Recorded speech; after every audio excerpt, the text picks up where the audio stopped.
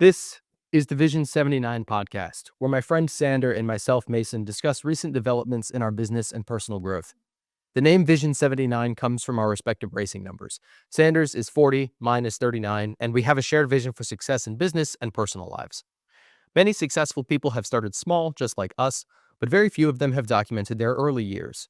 They often say they wish they had, and given we believe in learning lessons from others, we intend to be the first to document our journey from start to finish. Today, we'll discuss our lifespans. How long do we want to live? How are we doing? What are we doing to get there? Have we made any missteps already? What does the future of lifespan longevity look like? If we were given the choice to live forever, would we take it? And much more. But first, we like to start each episode with a brief update of where we're at in our business and our personal lives so that when we look back on these episodes in the future, we can roughly gauge where we are at in our lives. This is our third podcast in 5 days. What updates do you have? So the whole of yesterday, went to work. The whole of yesterday, that's your whole life update. That's fair. I mean, like, we recorded Wednesday and it's Friday today. So Friday at 8 a.m. It's the earliest podcast we've ever recorded. yeah. So Even we used to do them in the mornings, but then we switched to the afternoon we because you could wake up in time, and now you wake up before I do. And now we're doing 8 a.m. it's so fucked. This whole year is like Uno reverse card. It's so fucked up. It's so difficult for me because I've woken up in the same time every podcast, and you're all over the place week to week. Okay. Anyway, what was your yesterday? What's your yesterday update for? My yesterday update is went to work and then I got the BMW inspected at Autobahn. Nice. What do you mean inspected? Like you just did a once I over? wanted a second opinion on the car. And I'm going to do, I have front rotors for it. I'm going to order front pads. Mm-hmm. I'm going to do front rotors and pads. Therefore, the front lower control arms. It has two lower control arms on the front, but the front one of the two should be replaced. The bushing is blown out. So on both sides, which I figured because I have some walk down the highway, and it's like, it's not like super bad, but like 6, 8, 10 hours of like doing this all day, it's going to really fucking wear you out mentally. It gets irritating just doing it for a couple hours on the highway. So I'm sure that'll. Oh, wait, you're driving again? Back up north? Yeah, I'm going to drive. Okay. I'm going to drive. I didn't even. 2 days ago, you said you're going to fly. I know. I don't know, man. Maybe I'll fly. I'll do this work first, see how that goes, and I'll figure it out. Okay. I don't know. I'm thinking still. I'm probably going to get to the day of and then figure out if I'm going to bail my car at the airport or drive. That's probably what I'll do. Tickets to fly? No. Last episode, you're like, I've got to get tickets. No, you can't get tickets. Well, now I think I'm going to drive, so I'm not getting tickets. It's a plan in motion. I'm going to hear for Christmas. You're going to get to the day of and be like, I don't feel like driving this morning. If I don't feel like driving, I'm going to get a plane ticket. It's going to be too late. You're just going to be like, I'm going to wake up on the 21st. I'm just I had a gallon of crit, 16 nicotine pouches. Totally relapsed, yeah. Oh, man. No, but I got the Beamer inspected. I think I'm going to do that work and kind of see how the car feels through the week, but I'm pretty sure I'm going to drive. I thought about it some more, and the hatred I have to not having a vehicle of my own up there. Yep. The more I thought about it, the more I realized, okay, it's not just like I get up there and then I take a bus up to my dad's. It's also like I'm pendant on him to get back down to Boston. Yeah. And then I'm pendant on him for a day or two to go anywhere outside of the house. Mm-hmm. And then I'm going to my mom's place. And then my mom needs the car for a majority of that time because she's working other than New Year's. And so it's like, and my Baba also works during the day. And so it's like, what car am I going to use then? And it's like, what am I going to do? Like all this kind of shit just started to add up. And like, I could really easily see like complications arising that like I just didn't want to deal with. So I'm back on the drivetrain. We had this conversation in episode 41. And then 42 is why flying is better than driving. And 43 is why no way actually driving is better than flying. 44 will be why flying is better than driving. And then 45 you'll be like, I guess I'm walking. I could get a plane ticket and I'm unwilling to. I just decided to stay here. Pretty much, yeah.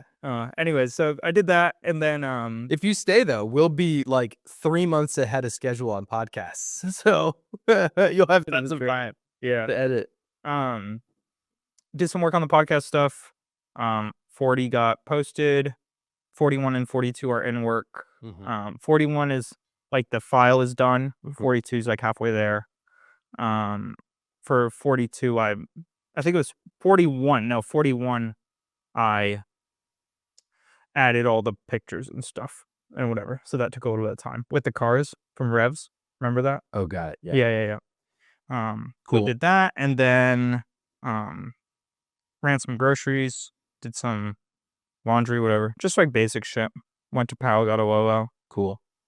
It's kind of my big update for like the whole day and a half we've had. That's business and life. That's all of it wrapped into one. I mean, yeah, it was whole life. kind of hard to distinguish Got it. over a day. I've got tons of new stuff. Good. I'm glad that you have something more presentable than I. You're so right. I write a lot for these podcasts though, so it's like My update was a blank spot because I forgot to fill it out before I printed it. attaboy. I did that last week though, or last Fair enough. episode, but I'm trying to. It's forced me to really consider that life doesn't happen in like 3-day spans. You can live life every day. Mm-hmm. That sounds autistic, but like It does. cool shit and take value from every day. Whereas usually recording the podcast once a week, I'm like, what were my high points throughout the week? Because usually you wouldn't have a high point throughout a day. Like if we did one of these every day, it'd be like, oh, yesterday I just worked, right? But so for example, yesterday, in addition to working on the real estate course, I went to the brokerage Christmas party for Grace's brokerage. And we met some older people there who've been in the business for a long time. And one woman owns a property management company. So if you don't want to like do your housekeeping or whatever, or you own a bunch of houses and you don't stay in one, it's like a summer home, you can pay this property management company to just deal with everything for you. Did you hear that bang too? Is that a school shooter? I did hear it, but that's not what I thought. Okay, that's good. It's probably just maintenance guys or something, man. Maybe they're refilling the vending machines because there's no drinks in any of them. So she owned. Maybe some student just shot themselves because there's no drinks in the vending. Yeah. It's finals week. There's no caffeine. I'm just calling it quits now. Yeah. So she owns this property management company, but in the contract, it states if you own a home and I manage the property for you and you decide that you want to turn it into a rental home, I'm also a real estate agent. So you have to work with me and I'll help you get a tenant. So it locks in people who are, I just want a property manager. I don't care about renting it out. If they eventually change their mind, it locks them in. And if it's someone who's like, fuck, dude, I need a property manager and I need to find a tenant, they do everything in one. It's pretty interesting. So I pulled something from that conversation. And then in the polar opposite side of things, do you know 90s Kava guy with the blue Tesla truck who goes to Pauhana? No, you sent me a photo of it. He's insufferable. Yeah. He perfectly demonstrates. He's called 90s Kava guy? No, I just know him as 90s Kava guy because he opens every conversation with like, oh, well, in the 90s, he has that disease where every time you bring something up, he already knows about it and has already done it. So even if he hasn't, he just says that he has. And apparently he found Kava in the 90s or something. And so every conversation he brings it up. And one time. Was he actually an indigenous tribesman from. No, he's a fucking 50-year-old black guy. But he came to, it was like, man, Grace had been working. I thought it was on an expedition of the indigenous culture. Yeah, right. I went to North Sentinel Island. He discovered the powder. So Grace was working and he came in and he was like, oh, this is a kava bar? And Grace was like, yeah. And he was like, do you know what kava is? Let me explain it to you. And Grace was like, I actually work here and my boyfriend has a business making like kava and kratom like baked goods. And he was like, yeah, but it's a lot more complicated than that. Let me tell you. And then he just likes to mansplain shit, right? Because he likes to be the center of attention. Yeah. And I've never been in a conversation with him before. I didn't really know him. I knew about this indirectly through other people who have experienced him. But yesterday I experienced him full force. And I knew because that blue Tesla truck was parked in the front parking lot. Dude, it's disgusting. It's so gross in person. But I got in there and Tyler's talking to him and they're just having conversation. Tyler's not saying much. And then some people that Tyler recognizes from like 15 years ago walk in and Tyler's like, oh my God, like it's great to see you. And they're like, yeah. And they're like, what have you been up to? And Tyler's like, this place. And they're like, oh my God, this is your place? This is awesome. And Tyler's like, yeah. And then 90s Kava guy pipes up and he's like, I have a roofing and inspection company. Oh my God. And they're like, huh? Like, who are you? And he's like, oh, I'm whatever. I think his name's like Chris or something. He's like, I'm Chris. I have a property and inspection company in Orlando. And they're like, okay, nice to meet you. And he's like, yeah. And so then they talk to Tyler and they're like, oh, we've actually never had like, kava and kratom. We were just checking it out. Can you tell us about it? And Tyler's like, yeah, it's this non-alcohol. You don't get hung up or whatever. And then Chris pipes up. Tyler's like, let me get you a shell. And they're like, what's a shell? And then 90s Kava guy's like, I got it, bro. And then starts fucking just hammering them with like the most useless information. He was like, he opened with in the 90s when I found kava, and I was like, holy fucking shit. And he said that they served it by chewing it in their mouth and then spitting it into the shell and then serving it to him. And I was like, what? And Tyler was like, we don't need that. Explains his brain condition. Yeah, it does. What a fucking moron. Tyler was like, whoa, we don't serve it like that here. It's okay, like relax. And later on, they drink the shell and they're like, oh wow, that's like, you know, a strong flavor or whatever. And he's like, yeah, you just don't want your tongue to go numb. That's a bad sign. And they're like, what? They just did the shell, so their fucking tongue is numb, right? They're like, what? And Tyler's like, dude, don't scare them like that. Like, what the fuck? So he just rubs me the wrong way. And I defined why. Because Alex Hormozy has a story. He once went to, I think it was like a charity function or something like that. And he's walking I around. know this story. Everyone's really wealthy and he's meeting different people. He talks to each person for like maybe 10 minutes. And he'll go up to someone and he'll introduce himself and he'll ask them what their name is and ask them what they do. And then for each person, for 10 minutes, they would talk about their business and themselves. And Alex would, you know, say, you know, thanks, great meeting you, excuse himself and then leave. And then later on, someone would come around and be like, hey, have you seen Alex? And they're like, who's Alex? And he's like, the guy with the beard and the hat. And they're like, oh, yeah, like we saw him. He seemed pretty nice. Like I talked to him a little while ago, but I think he left. And they were like, fuck, dude, you let him leave? And they're like, what are you talking about? And they're like, dude, he's fucking like super wealthy and really smart. He's this awesome guy. And they're like, wait, what? And they had no idea. They spoke to him for 10 minutes. And then they realized that they talked about themselves for 10 minutes. Yeah. That is 90s Kappa guy. And I haven't been in an interaction with him, but I sat there for 45 minutes with one earbud in, writing the timestamps for episode 40 while that conversation was happening.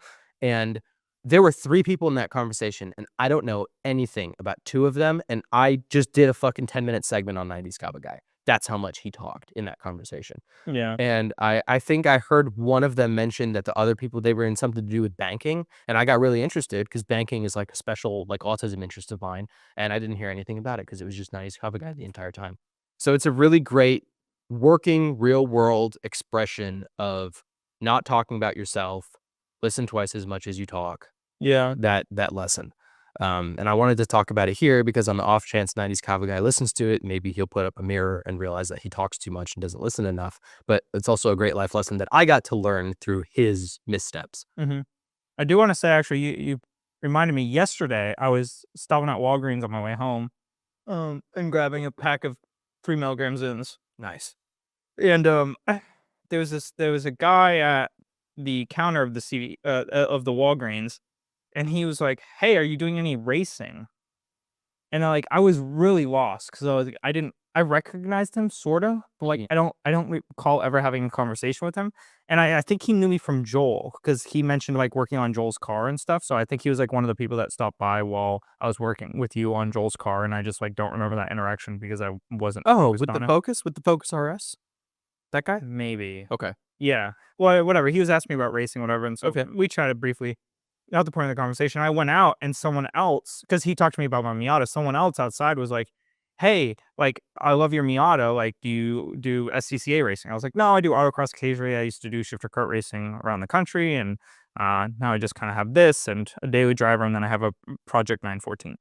And it was interesting because it was like I like actively, because I just spent time answering questions about myself at the Walgreens, I like tried to brief up as much as I could the parking lot, like telling of like what I do, Yeah. And then I was like, wait, but like, what do you do? Is that your 370Z? Like, blah, blah, blah, when'd you get it? I saw a 370 on the road the other day. It was pretty loud. Is that yours? He was like, no, there's another guy up there, and blah, blah, blah, whatever, chat it.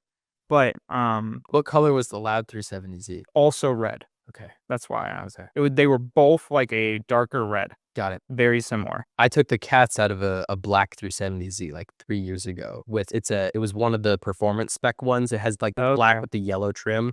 That guy's name is Rami. I rode with him in high school, but that 370 fucking rips. Yeah.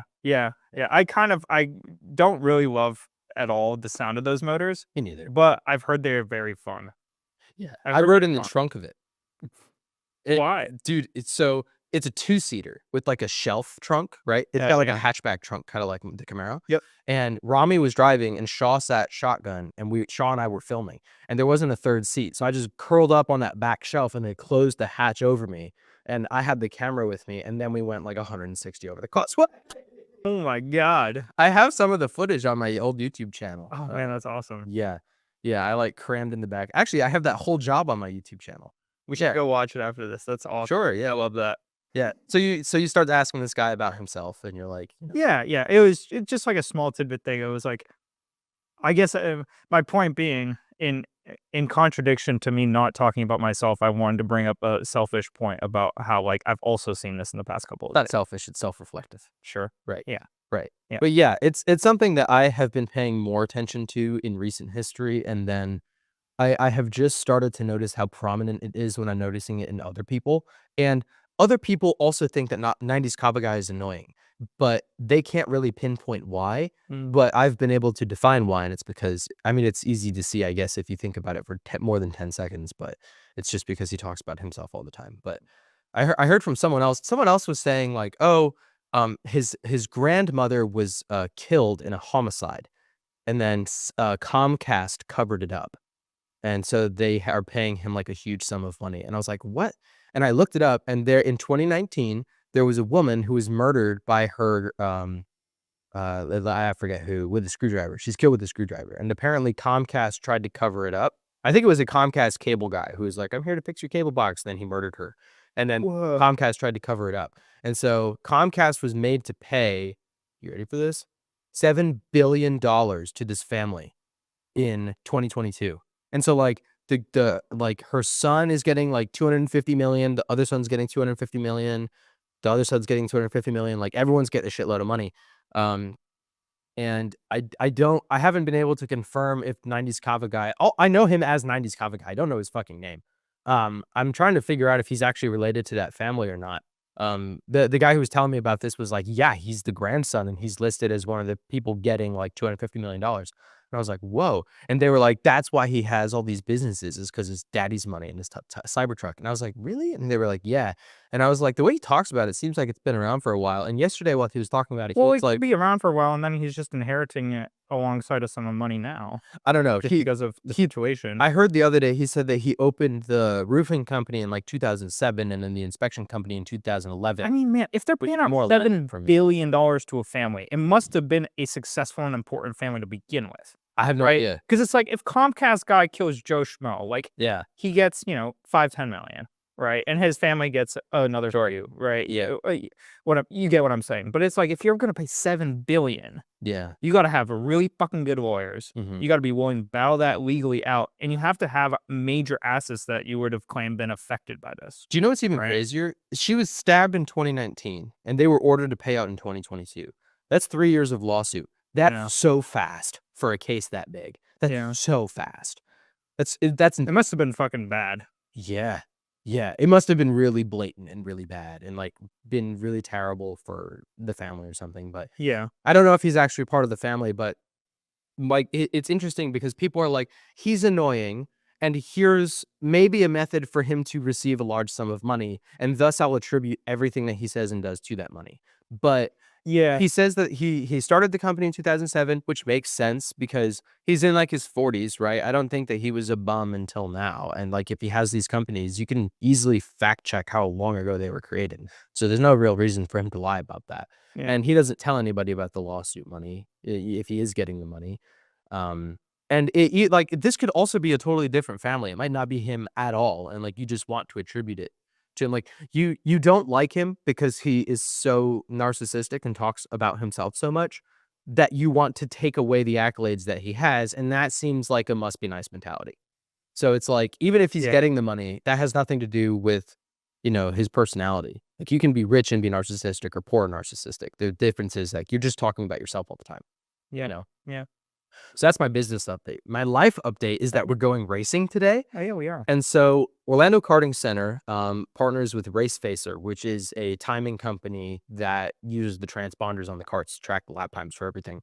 And when you go to OKC, you have to sign a waiver and create an account. And they have these lap times tied to your account. So you can go online and see every race session that you do there from when they started it like a year and a half ago till now. So not all of our race times there from forever are up, but the ones from when they got the new carts are up.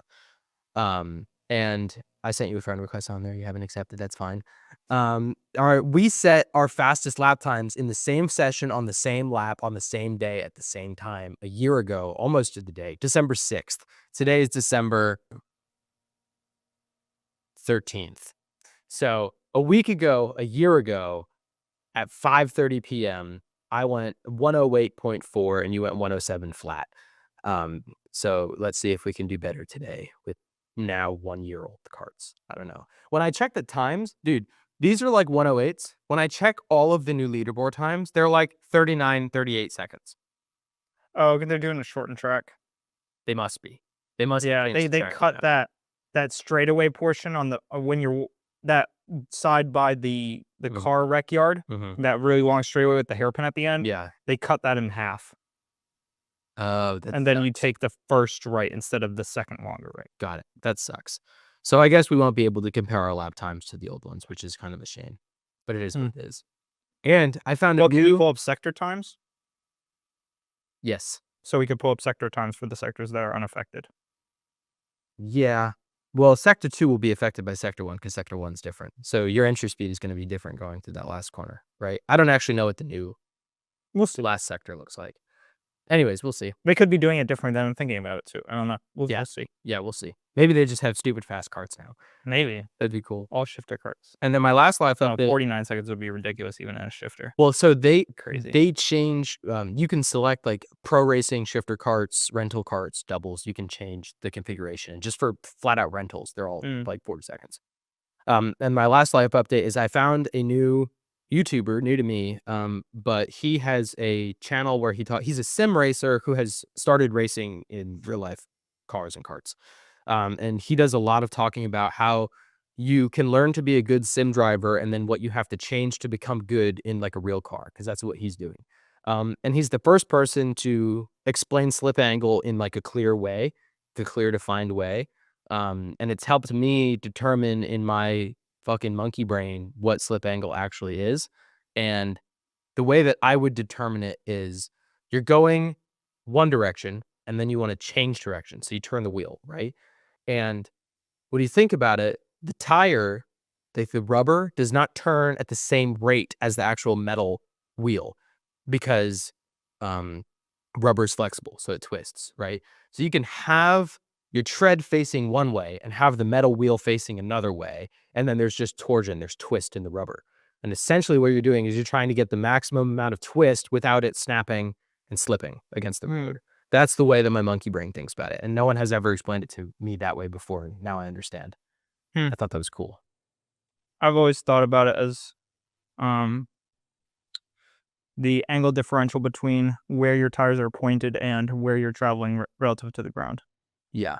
I've thought about it like when you look at the contact patch is pointed in the direction that you're going. And then the next piece of rubber that's about to hit the ground is pointing like a little bit closer to where you're pointing. No, that's a very cool way to think about it. I never thought about it that way. That's cool though. Thanks. It makes it make more sense. Yeah, I think. Well, and then you wonder, dependent on the stiffness of the rubber, you can get different level. Like if you're thinking at the very bottom is the direction that you're going where the rubber touches the track. And at the very top is the outer part of the metal wheel, which is pointing in a different direction. And then the flexion, the twist in the rubber between those 2 points, depending on the composition of the tire, that curve will change. And the amount of lateral forces that can take will change where it needs to be snappy. So like harder tires are more stiff and will give less flexion. So it's a lower slip angle. Harder tires? Yeah. And then softer tires, there's more torsion, like those super big fucking drag radial tires. Yeah. You see them slip on the big funny cars. Those have a crazy slip angle because they can twist so much. Yeah. Well, they also fold up at the bottom. Yeah, exactly. The drag tires, they like fold. It's fucking wild. So if you think about the fold, instead of that directional axis, just twist it. Like imagine those rear tires were turning and that it's the same type of fold. Right? Yeah.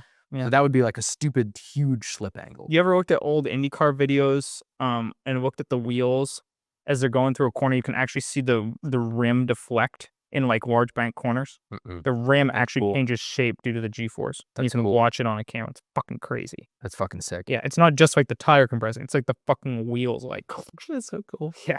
So this was a revelation for me and made me understand now why rotation is important. It also made me understand better that grip versus lateral load. If you think about it like a hyperbolic curve, it goes up, up, up, up, up, crests, and then comes back down, right?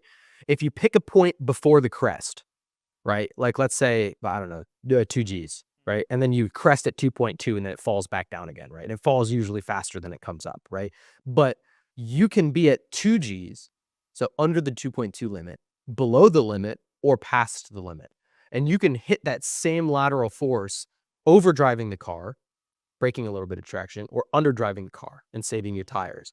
And that helped me appreciate that good Formula One drivers are able to find the exact limit and then push past it a little bit to heat up your tires and lose rubber, or drive a little bit below it and save your tires and go the same pace as if you were overdoing it a little bit. But I hadn't considered, I guess in my head, it was like binary, like you have traction or you don't. And if you don't, you're spinning. But no, you can have the same amount of traction just below the limit as just above the limit. You're just sliding the tire. Yeah. So it's a little bit harder to control. Well, it's really hard psychologically too, because when you're chasing someone, usually you're around the point somewhere here when you're driving just normally. Yeah. Then you start to chase someone and you fall down onto the overdrive side. Mm-hmm. Because psychologically you're like, oh, I got to push harder to catch them. Right. Right. But in reality, most of the time, you're probably on the slight overdrive side. And so if anything, you should pull back a little bit because because you can get the same amount of, essentially the same amount of grip, but you're underdriving, right, and you're going to intimidate the other person to likely overdrive, and they're going to fall off, and then you can pass them later. Yeah. But psychologically, that stuff gets really fun too. Yeah. On the graph, it made a lot of sense to me, and I hadn't considered it that way. But when he talks about sim racing and the importance of, like, now rotating a car makes a lot more sense because I can visualize the slip angle way better. And when you consider slip angle between the front and rear tires, it brings a whole new level of understanding to oversteer and understeer, right? Because it means that, understeer is you're exceeding the slip angle on the front tires and you're hitting it on the rear tires, and oversteer is the reverse, right? Yeah. And I thought that was super cool. So I learned a lot from this all came from like maybe a 20 or 30-minute video that I watched just during one lunch break. That's awesome. Yeah, super cool. Those are my business and life updates. I did my best to cram as much as I could in the last 24 hours so that we would have a lot to talk about today. Cool. Well, we can jump into the podcast. Okay. So our main topic today is on how long do we want to live? Young people want to party balls. Middle-aged folks want to live as long as possible. And old people want to party balls. You're going to say old people want to die. If you had the option to live forever, would you? What would that even look like? Do we take active steps to live to a certain age? What do we think of longevity experts like Brian Johnson and his reverse aging technology? Without getting too deep in the science or likelihood, would we want to live forever? Today, I'd like to talk about how we feel about our life longevity at our current age. So, what are your immediate thoughts on this topic? Immediate thoughts. I think my biggest fear is death at this point. All right. So, just because I think I have a lot of potential and I have a lot of stuff I could do, and that I really want to achieve, and like death would be the only like concrete thing that would definitely get in the way of that. So it's like I think that's my biggest fear for that reason. Okay. I see a lot of people definitely getting caught up in like trying to just extend their life and extend their life and extend their life. And I feel like they even have a hard time enjoying the life they have today because they're so caught up in making it last longer. And it's like, what's really the point of trying to chase something greater when you have something beautiful right now, Sure. that you could enjoy and in the same manner and the same way, what's the point of living longer if you're just going to spend it trying to figure out how to live longer the whole time? You know that Brian Johnston guy who's doing all the like nutty shit to try to live as long? But honestly, as I'm talking about it, I think it's kind of hypocritical for me to say because a lot of people ask me, why do you spend all of your time or most of your time trying to work? Like, don't you want to enjoy life? And I was like, well, I'm trying to work towards something better for my future. Like if I put the next, 5 to 10 or more years completely aside in terms of life activities, I can dial back business once I'm, wealthy and independent and start to enjoy those activities a little bit more and treat myself in a different way than I can now, right? And so I think it's almost a little bit hypocritical to, Brian, what was his name? Johnson, I think. Johnson, something like that. Yeah, I've seen his stuff before. I think it's a little bit hypocritical, I guess, for me to criticize him wanting to live longer. I think the only thing I'd say is, I guess, like with business, you have like, I'm going to work this amount of time to allow me to do these things versus like, I'm just going to try to allow myself more time to build things by sacrificing the time I have now, but that time infinitely extends, Mhm. you know? I guess there's one difference there, but then at the same time, like, I do want to work until I'm older, so I don't really, now that I'm like analyzing myself, I feel like I'm like kind of, Are you driving or flying? and this is my problem. I understand the dilemma though. And I Yeah. think that the answer, for me at least, is that I enjoy working. Yeah. So while I'm working, what motivates me is the destination. But I know that that's a mirage. So I know that that's going to change as I get closer. Yeah. But it doesn't change the fact that I still enjoy the work while I'm doing it. And if I Alex Ramosey's method of working is like, I wake up in a dark room and I open my laptop and then I work for 26 hours and then I go to sleep again. I don't want that. Like, I want to enjoy life a little more than that. I like to work hard, but I like to break it up with like racing. When was the last time we went racing? I think we went for our birthdays to the indoor karting place, but we haven't been Yeah. to OKC, I think, this year. I think New Year's is the last time I went last year or at It's the beginning of this possible. year. So Yeah. it's been a while since we've taken like a fun thing to do. So I think that long periods of working broken up by short periods of fun is exactly how I want to live my life. Um, and most people see work as, oh, well, you're doing something that you don't want to do now so that you can enjoy something that you want to do later. But that's a misconception because I'm doing work, which I enjoy now, so that I can party balls later, which is something I also want to do. So it's all fun. Um, but I think that there's a certain point where you lose, like if you wake up in a dark room and then you commit every second of the day to living longer, are you enjoying the life that you have now? So Brian Johnson might enjoy all of the wacky shit that he does to try to live longer the same way I enjoy work. And then he gets to enjoy every day and then have infinitely more days if he does get to live forever. Yeah. Um, there's an interesting trade-off that this podcast is going to be talking about between fun stuff takes away the longevity of your life, and then boring stuff makes you live longer. So do you want to live a long, boring life or a short, fun life? I think there's a balance in there somewhere. Yeah. I think that's likely what I'm trying to get at between the differential between Brian and how we work is like, Yeah. it's an infinite span of constantly worrying about your health versus you could worry about something tangible that you can do given a set amount of time to work and make it happen, and then enjoy the fruits of that labor, to their fullest, not just, but it's tough. Like I get into the same spot. Anyways, we'll dive into it. Maybe I'll come to a better conclusion to the podcast. But What measures do you currently hit or miss? Wait, what measures do you currently take to hit or miss your lifespan goal? So what are you doing right and what are you doing wrong? well, I'm dialing back on I completely dialed back on my kratom intake, and I'm dialing back on my nicotine intake. The threes are actually kind of too strong, which is why I keep pulling it in and out, which is fucking hilarious because I used to rock tens all day long. That's how I do Nice. threes at work. I do like maybe one every 2 months in a particularly boring meeting, and I put it in for, I'm not kidding, 5 minutes, and then I take it out. Yeah, that's about how long I put mine in. Like you just saw me, I put Yeah. that one in and then I took it out, and yeah, I put it back in, took it out again. I'm like, yeah, it's strong enough. Yep. Anyways, so I've been doing the nicotine and the kratom stuff. This week, it's actually funny that we talk about this because this week I was like, I don't really eat breakfast, but I do get to work and I feel hungry, and I'm cool feeling hungry, but it gets to a certain point after like 5 or 6 days of not having breakfast and only having like a smaller lunch or dinner, like your body's like, hey, I want like a little more nutrients, right? And so I realized that when I hit those points, I go to the cafe at work and I get a muffin. But then it's like, okay, I'm buying this muffin. I have no fucking clue what's in it. Like, I know it's baked there, Yeah, I presume, right? Because it seems fresh and they do a lot of other baking. sure. But it's like, I don't really know what's in it. Like, is this like a muffin or close to a cupcake? Like, Right.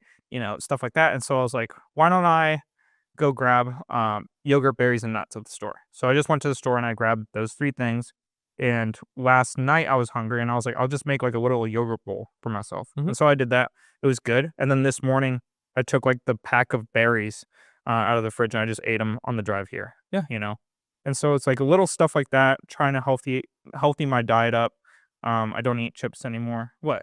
You're like an alien discovering how to live on Earth. I know, yeah. Like, do I drive or fly? This is how everyone lives. Like the meal prep shit that I do, most of it is like, okay, how do I create food so that like I can eat throughout the week and like, maintain this level of nutrition? And you're like, I seem to be dying. I've been dying for 6 months. I should have a muffin. Then you're like, maybe a muffin isn't the best thing for me. But it's good because they're positive changes. They are positive changes. It's like watching a baby discover like water, and they're like, "What the fuck? Shut up, man, dude. This rocks." It's like the childlike wonderment of the world. So you're like, "Dude, fucking listen here, dude. I got this yogurt. Dude." So if he was dead ass, I was gonna go into the yogurt because I was really excited about it. I know it's a good thing. I'm glad you're excited about it. I think it's yoga yogurt. YOGA. I don't know. Yeah, Whatever. yeah. And it's a vanilla bean yogurt, but it's got like 28 grams of protein per serving. Yep. It's like super Protein protein concentrated. It's fucking really good. Yeah. Like really good. Yeah. My breakfast meal prep for a long time was Okios yogurt, which had I got 2 packs. I got the Okios and I got the yoga yogurt. I got each one because I didn't know which one was good because I haven't had yogurt in fucking 6 years. the Okios is good. It's got good protein, and then I would chop up strawberries, blueberries, and apples, and I would put it in there with a little bit of honey. And sometimes I would put canola on it, sometimes I wouldn't. But that was my go-to breakfast for like a year and a half. Yeah. So I've started doing stuff like that. Blueberries help your neurons fire. Interesting. It helps your brain. Yeah, blueberries actually scientifically make you smarter. Wow. Do you know about Subway bread? Yeah, it's like closer to a candy. Yeah. The amount of sugar content in it Yeah. is crazy. The UK has recategorized Subway bread as a pastry because it's closer to being As a cake, I thought. a cake. Yeah. Than bread, and they've deemed that the fish in Subway sandwiches can't be called fish anymore because the level of metals in them. Whoa, that's wild. Isn't that crazy? Wow. Yeah. But yeah, I've been finding out stuff like that, and making basic improvements that I probably should have done a long time ago, but at least I'm doing them now. Yeah. Eating healthier. I don't have any chips at the house anymore at all, or cookies at the house at all anymore, which like kind of sucks sometimes because like it's like 9 p.m. and I was like, I would love a little snack right now, but I've solved that issue by buying yogurt, berries, and nuts. So, dude, have you had dates? Yeah, Joel gave me one of the peanut butter dates before. Dude, That's my new of it. Those are my new snacks. I didn't love it as much. It was good. It was good, but it just didn't like rock my socks off. It rocks my socks off. I have at night. My night snack is like 2 dates with a little bit of almond butter, and then that is good for the night. It's so Gotcha. Sometimes it's closer to 12 dates, but it's so good. That's like fucking 900 calories. They're so good, dude. They are good. It didn't like blow me out of the water. I don't know why. I really like blackberries a lot. Yeah, for whatever reason. I love blackberries. But that's a good snack substitute. Instead of going for chips, you can go for something else that's also like blackberries are like genuine. Now that I haven't had chips in a while, I feel like my flavor profile has more catered towards shit that's like actually decently healthy for me. Yeah. And so like stuff like that, I'm like actually look forward to eating them because like, oh, this shit, like I actually like this. Well, and you can tell if you're like, oh fuck, I'm kind of hungry, and you're like, okay, well I have blackberries. And then you go, I don't want fucking blackberries. Like I want chips. Now you know that you're not hungry, you're just snacky, and that you shouldn't eat because you're not actually hungry. If you were actually hungry, you'd eat the fucking blackberries, right? Right. And that's it. That's an easy way to tell. Yeah, it's so stuff like that. Kind of, I haven't really been effectively dialing back into exercise. I have periods where I like do a little bit better, or will like do an exercise at home or do a run and stuff like that. But I'm not consistent enough yet. So I'm that's a tracking point that I want to start giving a metric to in the coming weeks. Kind of dealing with the nicotine kratom stuff. I still have like stomach pain here and there and shit like that, or like just like weird foods will like make me feel like crap. Like stuff that even shouldn't. Like if I have like pecans versus almonds, like that'll fuck with me for whatever reason. And it's like, I don't know, like It's just a fucking nut. But think about it. For a year, you've been giving your body lethal doses of nicotine and kratom, and then a fucking lethal doses of chips, and then nothing else. Right. So now that you're starting to introduce it to like nutrition, it's probably like throwing up alarm signals because it's like, what is happening here? Right. Which is my poor excuse for why I've like tried to just center my focus on that and not really brought in fitness quite yet. Although I'm passively or actively going to bring that in the coming weeks. Passively bringing it in now as I, have the availability to easily.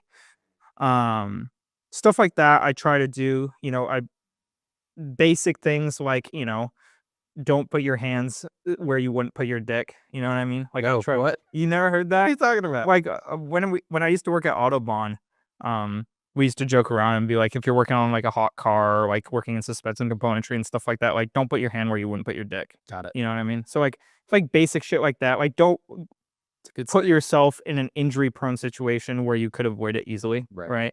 So stuff like that I try to do to like prolong longevity in my life. Yeah. But what about you? Do you want to hear something crazy about muscle science? Yeah. So let's say a lot of people don't like working out because if you work out for 3 months and you build solid muscle, right? And then you don't work out for like a month, you're like, ah, fuck, I lost all of it because you lose muscle 3 times faster than you gain it, right? You're like, ah, fuck, I've lost all of it. It's going to take me another 3 months just to get back to where I was a month ago. So now, like, what's the fucking point, right? Interesting fact about muscle science. If you work out consistently and you stop working out, you will retain your current level of muscle for 2 weeks. Then you start to atrophy. And when you do atrophy 3 times faster than you gain it, right? But you gain muscle incredibly slowly. So, you don't lose it incredibly rapidly, right? So it's not really an excuse if you haven't worked out in a little while not to get back into it. But if you've gained muscle once, you regain muscle when you do start working out again 8 times faster than the first time because your body remembers that you used to have muscle there. And even though it's atrophied, it already knows how to build that structure and it only needs a little bit of stimulus to start rebuilding it again. Wow. So that 3 months of working out, if you don't work out for a full month and quote lose all of it, right? It takes what's 3 months divided by 8? Like 3 weeks. It takes like 3 weeks. 2 weeks. It's like 2 weeks to get all of that muscle back again. Isn't that fucking insane? Wow. Super cool. That is really cool. Yeah. So I've been doing more Stairmaster lately, just because there's rumors of potentially taking an alumni boat to like the Charles or Head of the South or something in the fall. And if it happens, I want to be in that boat because now I'm thinking about it again and now I want to win again. And now Grace and I, that realtor dinner we went to last night was buffet style. And it's the first time I've been to like a buffet style, like go up to the table and like put food on your plate, go sit down. Since I was rowing. And when I was rowing, we would always, muscle memory kicked in and it was like stack as much food as you can on the plate, go eat it, and then come back for a second huge plate. Cause that's how much we would eat when we were rowing. Right. We were burning fucking 10,000 calories a day. So like you could eat that much. And I started just putting shit on my plate. And then I was like, whoa. Like I burn like 3,000 calories a day now, slow down. But I was sitting at the table and I was like, all I want to do is compete again. All I gotta do is fucking get back in the saddle and like just start training again. And so the more Stairmaster I've done, my legs have grown a lot in the last 2.5 weeks just doing the Stairmaster. And it like I have found the zone again in cardio, the like dissociation switch that I have where you just like fucking space out like a rape victim and just let it happen to you. But it's like cardio. I love that zone. And so I'm really hoping, I'm really going to try to put this lineup together to get out on the water like once a week and then do more training because I feel like when I'm motivated to win, I work out harder. Like if all I'm doing is trying to build muscle, I'm not going to do fucking 2 hours of cardio because A, it's not going to build me that much muscle. And B, I don't really care about my lifespan when I'm thinking about it on the fucking erg for 2 hours. But if I'm thinking about winning, I'll erg for 6 hours. I don't care. So if I can reframe like longevity and lifespan into winning races, then I'll live forever. So I'm hoping to get this figured out. Space Coast Crew, I'd like to absorb the master's program that works out of there because they're separate from Space Coast Crew. But if we can absorb the master's program and make it Space Coast Masters, I know that we can start winning races because I can place people in that team. And I want to be one of those people. But regular exercise, I do it now, just not at the level that I used to. General clean eating, same deal. Actually, I eat cleaner now than I used to. And then I've been trying to get 7 hours of sleep. Some days that's easier than others, but sleep, I think, is one of the biggest factors that I That's overlook. something that I forgot to mention too. Yeah.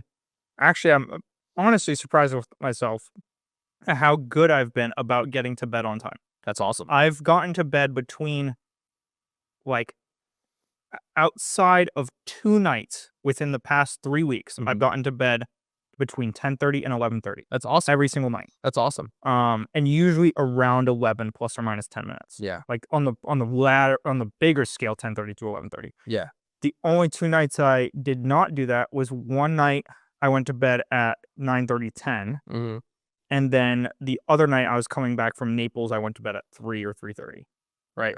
Yeah. But other than that, over the past 3 weeks, like, I have been very consistent about going to bed on time and then waking up relatively on time. Today, I woke up at, like, 6:30-ish Yeah. instead of 5:30. Yeah. But, like, that differential and also me waking up to my alarms consistently and that kind of stuff, like, it's been much better than it used to be. Yeah.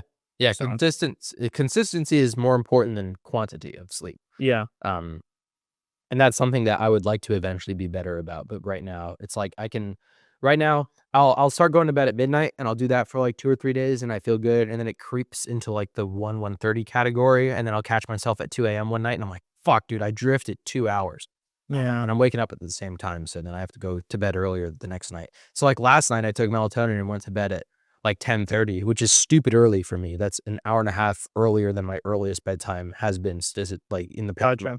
Um, so maybe tonight I'll be able to rein it back in. But sleep is important, especially when you're fuck, this is another thing. When I'm competing, I sleep better because I'm so tired I need the rest. And it's like, I don't care what I have to do. I'm going to bed right now because I have practice in the morning. But now I don't have practice in the morning. I have podcast in the morning and I can do that tired. But when you work out, essentially what working out is it's sending physical stimulus to your brain that tells you, hey, start building more muscle in this area. Yeah. So you don't actually build muscle when you're working out, you tear it down, and then you tell your brain to build more. And it builds more in the periods of rest between exercises, which is why you can take 2 or 3 days between back days, because you're recovering and building muscle in that time. And sleep is when you do the highest amount of muscle building and muscle recovery. So sleep is important. Like if you're working out and eating clean, but you're sleeping 4 hours a night, then you can probably stop working out and eating clean because you're not going to build any muscle. Yeah. Is there anything you wish you'd done differently in your life up to this point? Oh my God, for sure. Like what? Holy shit. Um, Just in terms of longevity, not in terms of like air. yeah, we could be here for days. In terms of You're not that bad of a person. Relax. Yeah, eating cleaner earlier. Um, working out as a more consistent priority throughout my life, I think would alleviate the like barrier, the mental barrier I sort of face right now, which I'm breaking down and I'm getting better at. But just I think if I had that habit earlier on, it would be easier to retain today. What are your goals for working out? Like in terms of fitness level or in terms of frequency. Like what do you want from working out? I want to be 155, definitely under 160. I want to be lean. I feel like I'm lean now, but I'm like skinny lean, where it's like I don't really have much muscle. I'm not like fat. I've burned a lot of the fat off or used a lot of the fat through fasting and stuff like that, but I don't have much muscle to show for it. So I'm at like 138, 140 today. I'd like to build 15, 20 pounds of muscle on that and stay approximately this lean or maybe even a little bit leaner. So lean is body fat percentage. Yeah, right. You could buy tools that measure that, Yeah, You like pinch the fat on your quad and on your hip and on your arm, and then it tells you what your BMI is. yeah. So if you wanted to track that statistically, you could. That's cool. I'll look into that. Maybe that'll be a Christmas wish list item. Yeah. They make expensive ones.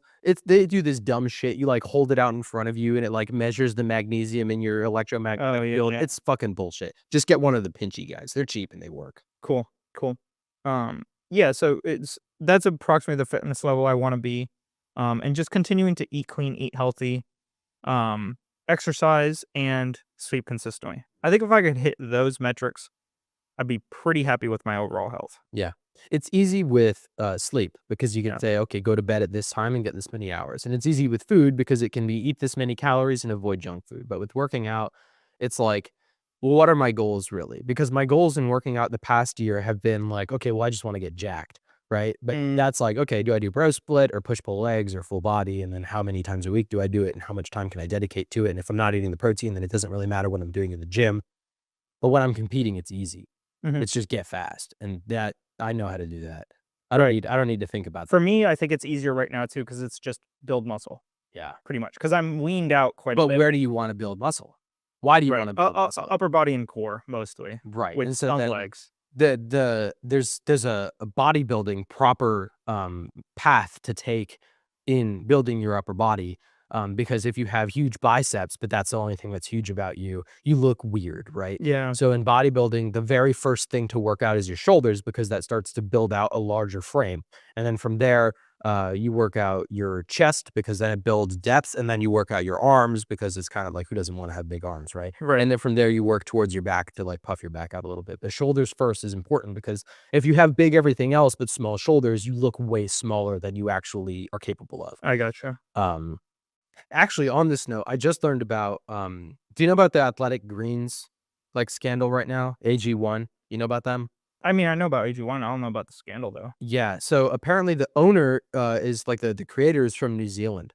And the reason he lives in America instead of New Zealand is because he's a felon over there. Oh. Because he started out, he owned he bought a bunch of real estate, and then he would get people and tell them, "Hey, you can rent to own." So instead of just like paying a bunch of rent like you normally would and not owning any share of the house, as you pay rent, you slowly gain ownership of the house. But he hid in the contract there, it was like in your entire ownership, paying down basically a mortgage on this house. If you leave the house for more than 30 days, if you don't keep your lawn trimmed, if you break any of these like stupid little clauses, then you immediately lose all value you have in the house. So if you go on vacation for more than a month, you lose that house and it goes back to him. Whoa. So he was scamming people over there, and the New Zealand courts found him guilty of this, and so he fled to America to not face the charges and started AG1. Well, apparently AG1, it pays buku bucks to all of the sponsors who do it. So someone was talking about, he had a friend who's like at a similar level of fame to like Andrew Huberman and those guys, and he was asking him, he was like, "How much do you think AG1 is paying these people to talk about it, like Joe Rogan and Andrew Huberman?" And he was like, "Oh, I wouldn't sign the deal if it's less than $1 million a year." And he was like, "Holy shit." And he was like, Wow. "How many times would you mention that?" And he's like, "That's probably 20 mentions. Like 20 podcasts with an AG1 ad is probably $1 million. For like, Oh, Roman's about 1 or 2 every podcast. yeah. And Joe Rogan's way bigger than Andrew Huberman. So AG1 is spending crazy money on Joe Rogan. But the problem with AG1 is they have the same deal that KFC has where it's like 11 blends of secret herbs and spices. Like they don't actually say what's in it. And when you watch their commercials, it's kind of like how Coca-Cola wants you to feel joy when you're watching their Yeah. things, like it's a drink, right? So it's like Coca-Cola is like, oh, when you drink this, you feel happy. And AG1 is like, when you drink this, you feel healthy. Not that you are healthy or you get healthier. It's that you feel healthy when you drink it. Um, but people have found, one of the people who was packaging for AG1 found mold in one of the bags and was like, we can't ship this out. And they were like, fuck off, ship it out. So they shipped it out, and then the customer complained about it and so sued, and then they settled for an undisclosed amount. But people are talking about how that they use like food dye in their shit and stuff. And it's like, actually, no one actually knows how healthy it is or how good it is for you. They're just selling the like euphoria around it. Yeah. But it's a super crazy story. And it's like you are automatically, or I'm automatically untrustworthy of it because the owner came from scamming people and now he owns this like multi-billion-dollar company doing this. But it really sucks because I have been more skeptical of like Andrew Huberman stuff lately, and then this doesn't help me at all. Because it's like, if Joe Rogan takes it as a sponsor, that's fine because Joe Rogan isn't a health expert. But if you're a fucking neuroscientist, or what is Andrew Huberman? I don't know. Neurologist. If you're a neurologist and you're speaking to like health impacts on people, and then you're using these guys as sponsors, it kind of sucks. Yeah, I would agree. But anyways, okay, you ready for this first segment? Yes, I am. What are the benefits to partying young? Alex Hormozy has a saying in all his YouTube ads, which is, you aren't going to be sitting around when you're 80 wishing you had fewer crazy stories to tell.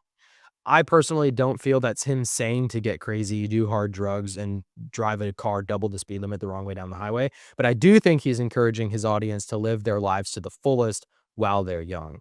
Do you agree with this ideology? I can easily see an argument against it, as taking unnecessary risk could detrimentally impact lifespan longevity. I think it's I think it's tricky because you could take crazy stories as two different things. You could take it as, oh, I'm gonna party and do stupid stuff, or I'm going to burn all my boats and try this business venture and build something meaningful. Like, that's also a crazy story. Yep. Right. Um, I don't think Alex Hormozy would encourage people to like luxury or, like micro spend all of their, paychecks to go to bars and clubs and stuff like that. Mhm. Right.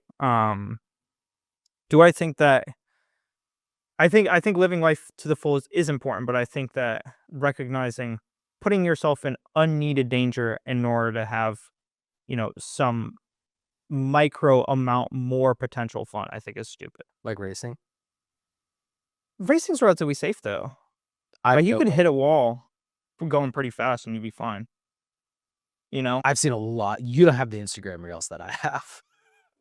I don't know, but like I think that formula style racing is safe, but I I think even that a think lot of GT3 cars, stock car racing looks really rough, but their safety has gotten really good since I guess death of what I mean by stock cars, like production car racing.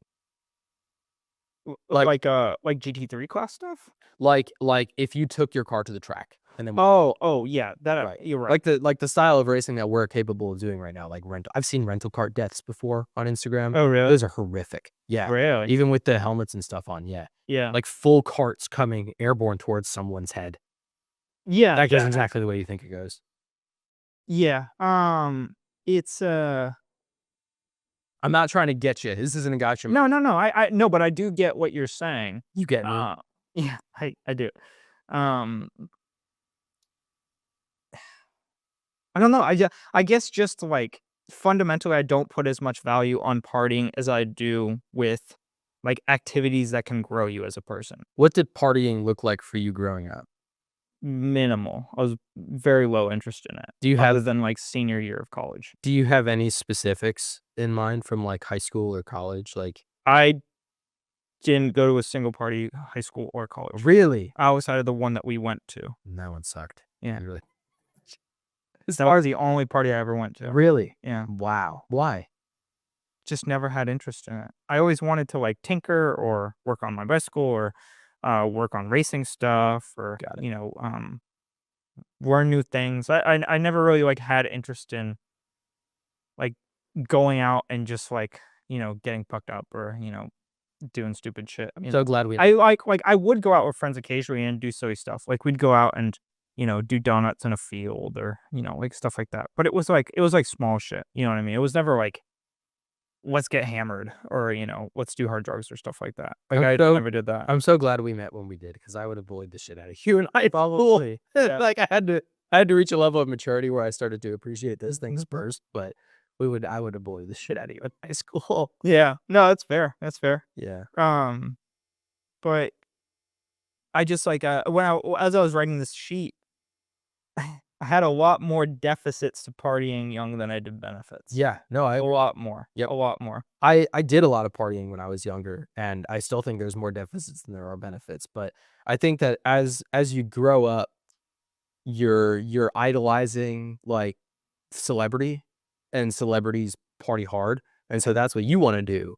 And I remember I think one of my hardest partying years was the year everyone had their sweet 16s, because the parents were like, oh, like you're pretty close to being an adult now. So like they were all cool with us drinking.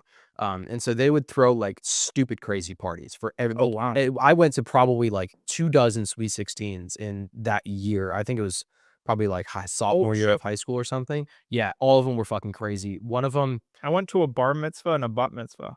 You know what I went to a bat mitzvah. Yeah, Yeah. what's the one for the girls? Bat. I went to that one. Yeah, I did one bar. It was Cool. bat. Those are fun, dude. Yeah. Yeah, it was very chill though. Like Yeah.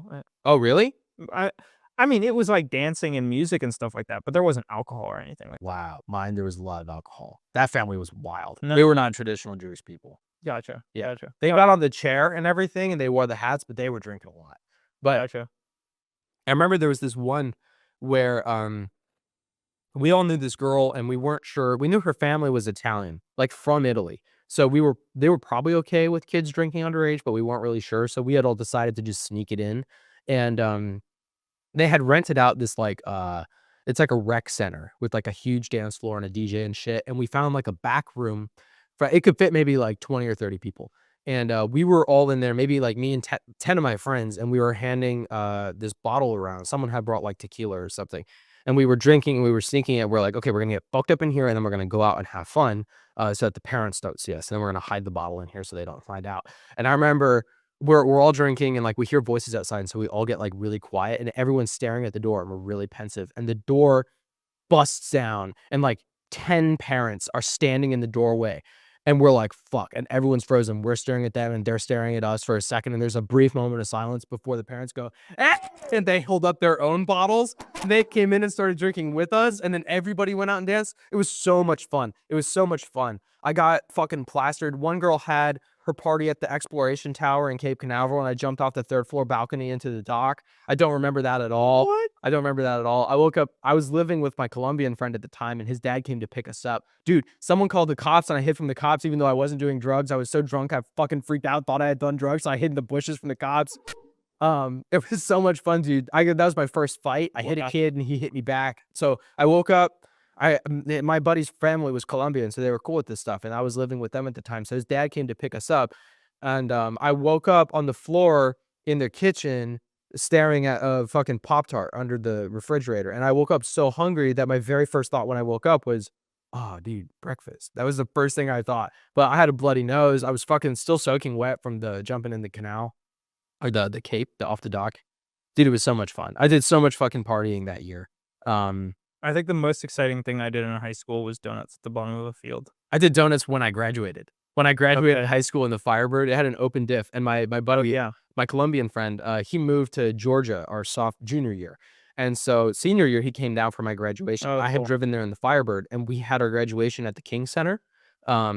So like they do like, you know, fucking symphonies and like operas and shit there and graduation. So we had graduation. I didn't want to go. My family made me go. I was like, I didn't earn anything. Everyone graduates high school. I'll go to my college graduation.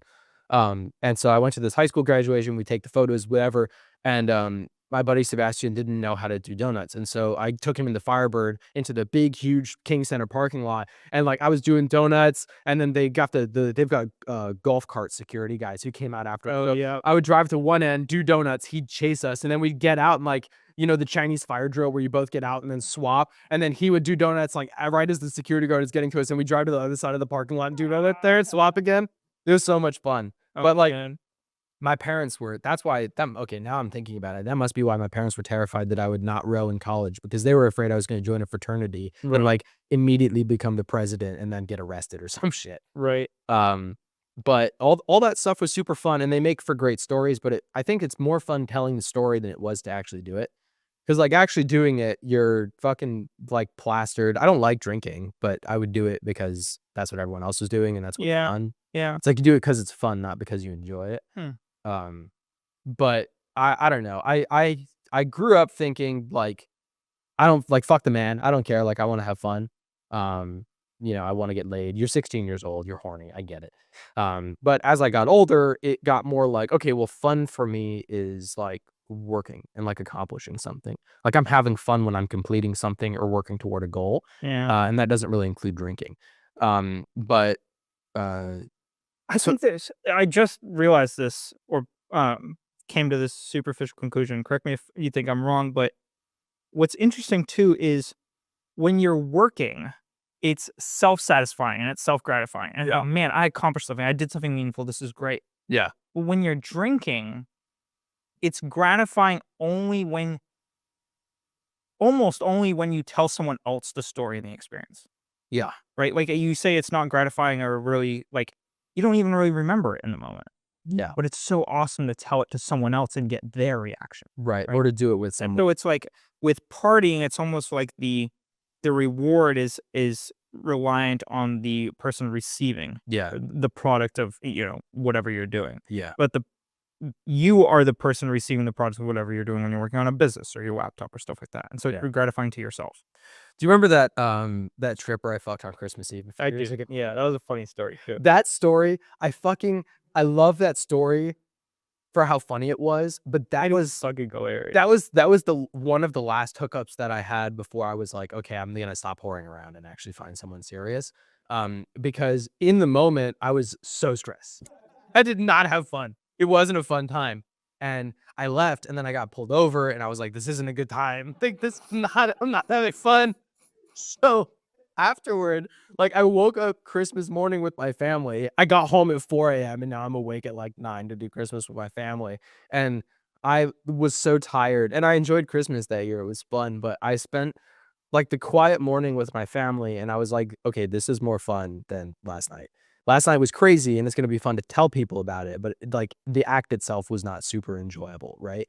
And I realized, okay, like partying and like hooking up with girls and all the fucking crazy stories that I would tell the SAE team, like those are awesome stories to tell and we can all laugh about it. But actually making those stories isn't always. But the hardest I made the SAE team laugh was about the girl who gave a really terrible blowjob, Yeah, right? good one. And that's a fun story, but I had to go through a really terrible blowjob to get it. So it's like, is it worth the trade-off? And I think in recent years, I found that it's not. And I don't really care about, like, I like to make other people laugh, but at this point, I have enough stories that I can kind of call on my old stories to make them laugh. And I don't need to continue doing dumb shit to make them laugh. You know, it's kind of interesting. I've thought about this here and there. I almost feel as though like my burn the bridges mentality that I have sometimes is because I like the stories that come with burning your bridges. Yeah, I like have full like send. I don't even yeah, it's like it's not even that I full send, but it's like the late night work sessions and the redonkulous amounts of kratom and nicotine Mhm. and like the complete disregard of overall health in order to make one more document Yeah, is like almost like my version of those stories for myself. yeah. Almost, you know? Or maybe it is in full. I've given it some thought, but I haven't really like thought about it. But it's just interesting. I wonder if everyone goes through kind of like a default phase where they have some version of like a good story to tell, something that's like out of the box, you know? Or I wonder if everyone goes through that. Like everyone has an out of the box story experience to tell, and everyone's a little bit different in how their out of the box experience was. But I'm also curious, like, are there people who genuinely like don't have any stories? Like, are there Oh, for people sure. who like just live on by the rule book, down the center line their Mhm. entire life? They do, and I know those Wild. people, and those people were the family of my ex-girlfriend. And Mhm. the reason I didn't like going to their family events is because at any other family event, I could sit down and tell a crazy story like the Italian, Sweet 16 where the family came in and started drinking and everyone would laugh, but their family lived so by the book that, like, their funny stories were like, "Well, Rudy climbed on the roof and then jumped in the pool. Huck, huck, huck." Like, Yeah. that was their funny, and so that's not funny to me because I'm more accustomed to crazier shit.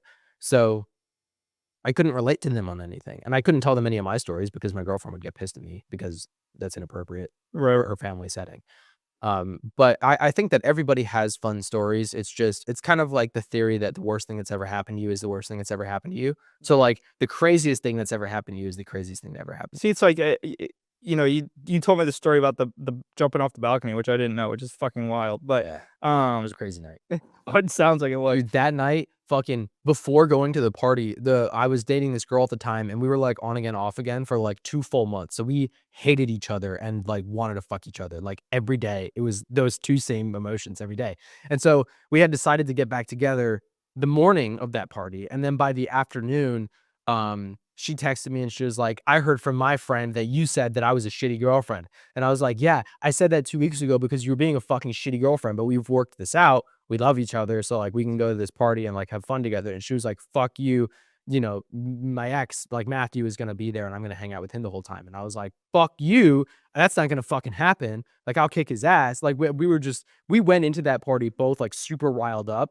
and, like, hadn't spoken in person at all until we got there. It was fucking nutty. It was a fucking crazy experience.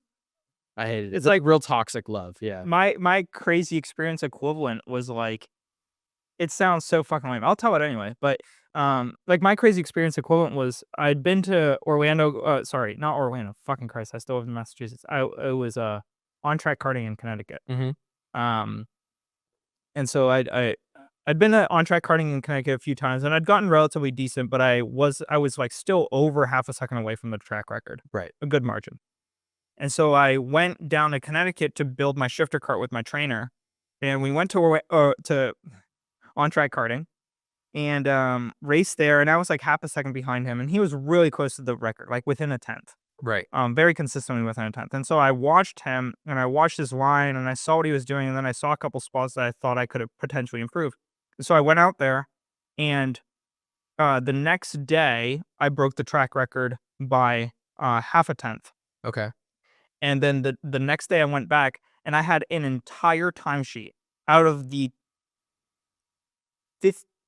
14 laps I did. I think it's something around out of the 14 laps I did, 8 of them were track record laps, That's crazy. and all 8 were between half a tenth and 1.5 tenths faster than the next person. That's crazy. Like that's my crazy story equivalent. You know, it's like you can't see, but I'm getting goosebumps just thinking about it, because it was just such a fucking baller moment, because I posted the YouTube video online the day I broke it, and it was like half a tenth faster. Yeah. And then the next fucking day I posted the next one, and it was updated track record.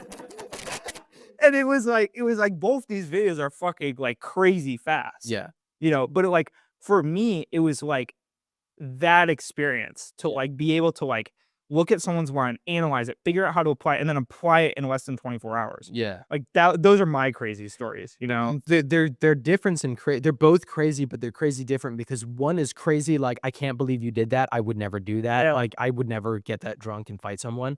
And then there's crazy like, oh, I can't do that if I tried. So it's like, I can't set those track records. It's fucking crazy that you did that. It's crazy that you're capable of these heights. And then it's crazy that you're capable of this stupid, low, dumb shit. Right.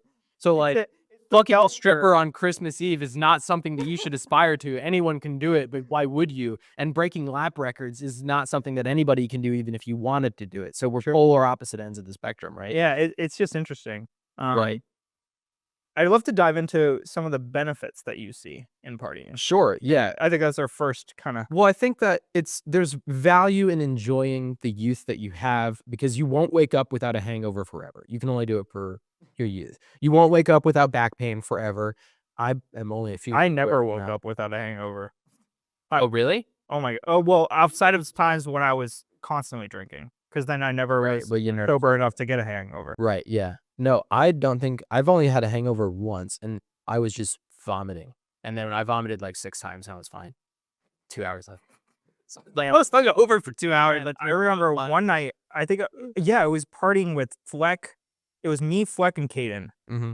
And oh my God, we hit. This was the Doc story, right? Yeah, the Valkyries, Hurricanes, The Mega Maui's, debaucheries.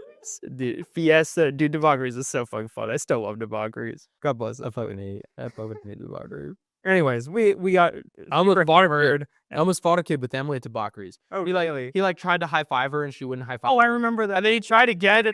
Yeah, I got super pissed. Yeah. But anyways, we got hammered, and then we smoked cigars and then threw up on the dock. Woke up at 3 a.m. Took an Uber to Caden's place. I woke up at 6:37 in the morning. Scared Caden shitless, trying to wake him up, and then got an Uber to my car that was still downtown, and then took that car immediately to debaucheries. No, debaucheries wasn't open. I was forced to go to the Formula SAE area that was still at Camet at the time. Oh yeah. And I had to do inventory at 10 in the morning Uh-huh. that Saturday after being hammered, and I was Dude, my head hurts so fucking hungover. My head, I had the worst hangover doing this fucking Camet inventory on the 3rd floor, carrying shit down, trying to figure out where stuff was. It was so terrible, dude. But yeah. I never got that. I would wake up the morning after drinking, and I would feel fine. I would be so glad I didn't feel fine, because I probably would have gone down a much worse cycle. Dude, every reason that my parents had to be afraid for me is valid, because I would wake up, I'd be the guy making breakfast for people in the morning. There's only once where I drank so much. I wasn't hungover. I was just still drunk the next day. And I was so drunk that I was like actively throwing up. And like we partied with Savannah. And so she had goldfish, and she was like, this is the only food I have. And I was like, I'm so far. Yeah. But some people get hungover and some people don't. So like Dak You know Zach. Yeah. Zach doesn't get hungover. Zach will drink a full handle of Fireball the night before practice, wake up at 6 a.m. for practice and be like, let's do it. And like, he's like, I feel terrible. And I'm like, are you going to be okay? And he's like, I'm about to do the fastest piece of ever. And then he fucking would. Dude, this kid cannot row for like 6 months, sit down and like bust out the fastest time that he's ever done, drink, and then the next night go faster than that. He's just fucking insane. But Yeah. you won't wake up without back pain forever. You want to be able to do jumping jacks forever. So enjoy it while you have it, but be careful not to end it prematurely. It's better to have FOMO and your health than have gone to the party, jumped off the dock, or jumped off the third floor balcony into the thought you were going into water, but actually went into concrete. Yeah, exactly. And wounded and paralyzed from the neck down, right? Yeah. So there's a trade-off. It's like, how much fun is this going to be versus how injured am I going to get doing it? Yeah. And I think that I was able to strike like I walked the line between having fun and getting like liver poisoning, drinking, Yeah. or catching an STD from a stripper. Like I think facing the same opportunities I have today, I would have not made the same decisions. Like if you were like, do you want to go to that same party tonight? I would say, fuck no. But I made this exact same choice last night because Grace and I were at the real estate party, and we get there and there's a bunch of older people and we're talking business and I'm learning things. But it's a party, so everyone else starts drinking and I don't drink. Yeah. I have my tea, but that's it. And they start getting progressively more and more drunk until it's the point where they're like I remember one lady had like 2 forks and a single piece of cake and was like sticking it in and then like laughing about the frosting on the forks. And I was like, oh, okay, like we're too drunk for me to be here anymore. Like we're not going to talk business anymore. I'm not getting anything more out of you guys. I'm going to leave. So we left. But if I were younger, I probably would have been like, dude, I can ball out with all these rich people. Maybe they'll let me drive their fucking whatever, like Lexus in the parking lot or something. Like maybe they'll be so drunk they'll give me their car keys and we can have fun. Like the opportunity to party with just about anybody I would have taken. But now it's at the point where it's like, okay, I'm not learning, so I'm leaving. And that just comes with maturity. But I think there's value to partying when you're young and collecting those stories while you're young because you're made of what's Chris Williamson's thing? You're like made of rubber and like cum or something like that. What is it? I don't know. You bounce right back from everything is essentially the point. Yeah. Is you can do shit that you can't do in your old age. And if you don't do it when you're young, like if I didn't do all the partying that I did, maybe I live a couple months longer. But I didn't party long enough to like do permanent damage to my body. So I actually don't think that I probably am taking more years off my life with the rowing that I did than the partying that I did. Interesting. Just because of the wear on my joints. I probably have taken significant years off of the amount of toxic fumes and shit that I've like accidentally inhaled or like gotten in my mouth than I have Probably. just like gasoline splattering and, oil and, or like the amount of times I've taste tested dipsticks to see if the oil tastes burned or not. Like I've probably. Dude, when I did the fuel filter on the Camaro, I got so much gas on my skin that I started to get sick. Yeah. That shit will fuck you up. Yeah. Yeah. So it's like, but when you're young, I think you think that you're resistant to anything, and then you grow a little bit older and you're like, maybe I should wear gloves. Yeah. Exactly. Right. It's one extra step. It's still a fun story, and it's not going to be less fun because I'm like using a helmet to ride a bike or, whatever. Yeah. I've also found that when I was younger, I would do things for the story. Like I would kind of think about it and I'd be like, dude, this is going to make for a great story. Let's do it. But now when I think about it, I don't consider that very frequently. And I think the only thing that I really think about it now in terms of having other people see it, because I almost feel like having a good story is for other people to think more highly of you, which I don't super value apart from Space Coast Crew. And one of the reasons that I want to go do this race in the fall is because it's kind of like if you're the team principal for McLaren F1 and then you have an opportunity to race for McLaren, that's kind of fucking awesome, right? Especially if you think you can win. Yeah. So I'm doing so much to help this team grow. I would also like the opportunity to race for the team, or an alumni event for FIT. But the reason I want to do that is because a lot of the kids know me from when I coached, but they haven't seen me race. So if they can see me race, that will inspire them and hopefully get more recruits into the team too. So like now I care what other people think about me because it will help inspire them because I'm the one helping run the team. And I think that's the only place I really care about a cool story right now. That's it. Yeah, yeah. I'm trying to recenter to myself as well, and um, you know, like you, I don't put too much emphasis on, or really much at all emphasis on other people's opinion of what I should be doing and stuff like that. So, Yeah, anymore. yeah, anymore. Um, so I would agree with that. I think that a lot of people get caught up in like their mental benefits of socializing in party scenes, or um, stress relieving through fun activities, and returning to responsibilities when they're fresh and they've relaxed and whatever.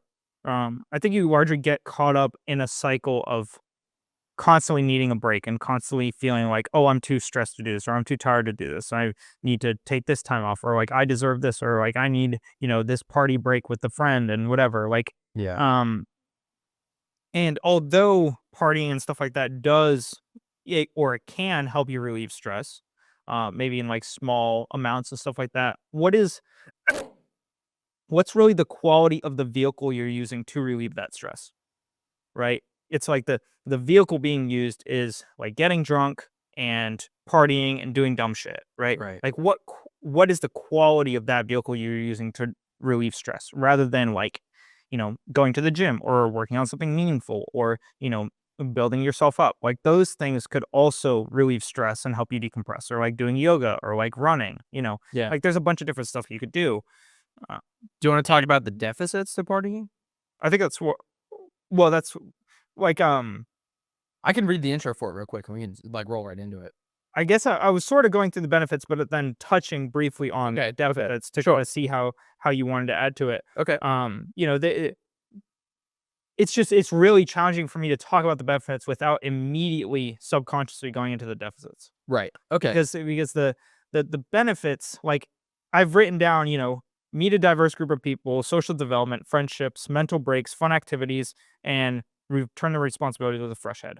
Sure. Like I feel as though it's almost misleading for me to say that without immediately acknowledging the caveat of all of that, which is that the vehicle you're using to accomplish all of those things is terrible, Yeah.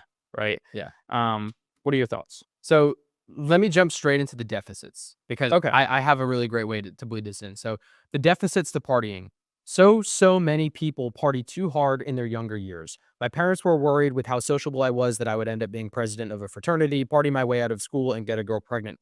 Fortunately, I joined the rowing team and stuck with it all 4 years, which took away the opportunity to party too hard. But I think partying, it has a negative physical impact and a negative mental impact. But the physical impact is what relates directly to what you were just talking about. So picture this: hot girls, drinks, a banging DJ, weed, late nights, and pizza. That is the foundation for any good party. On its face, it sounds fun, but you can rephrase that as STD and pregnancy risk, alcohol poisoning, hearing loss, drug addiction, sleep deprivation, and fast food.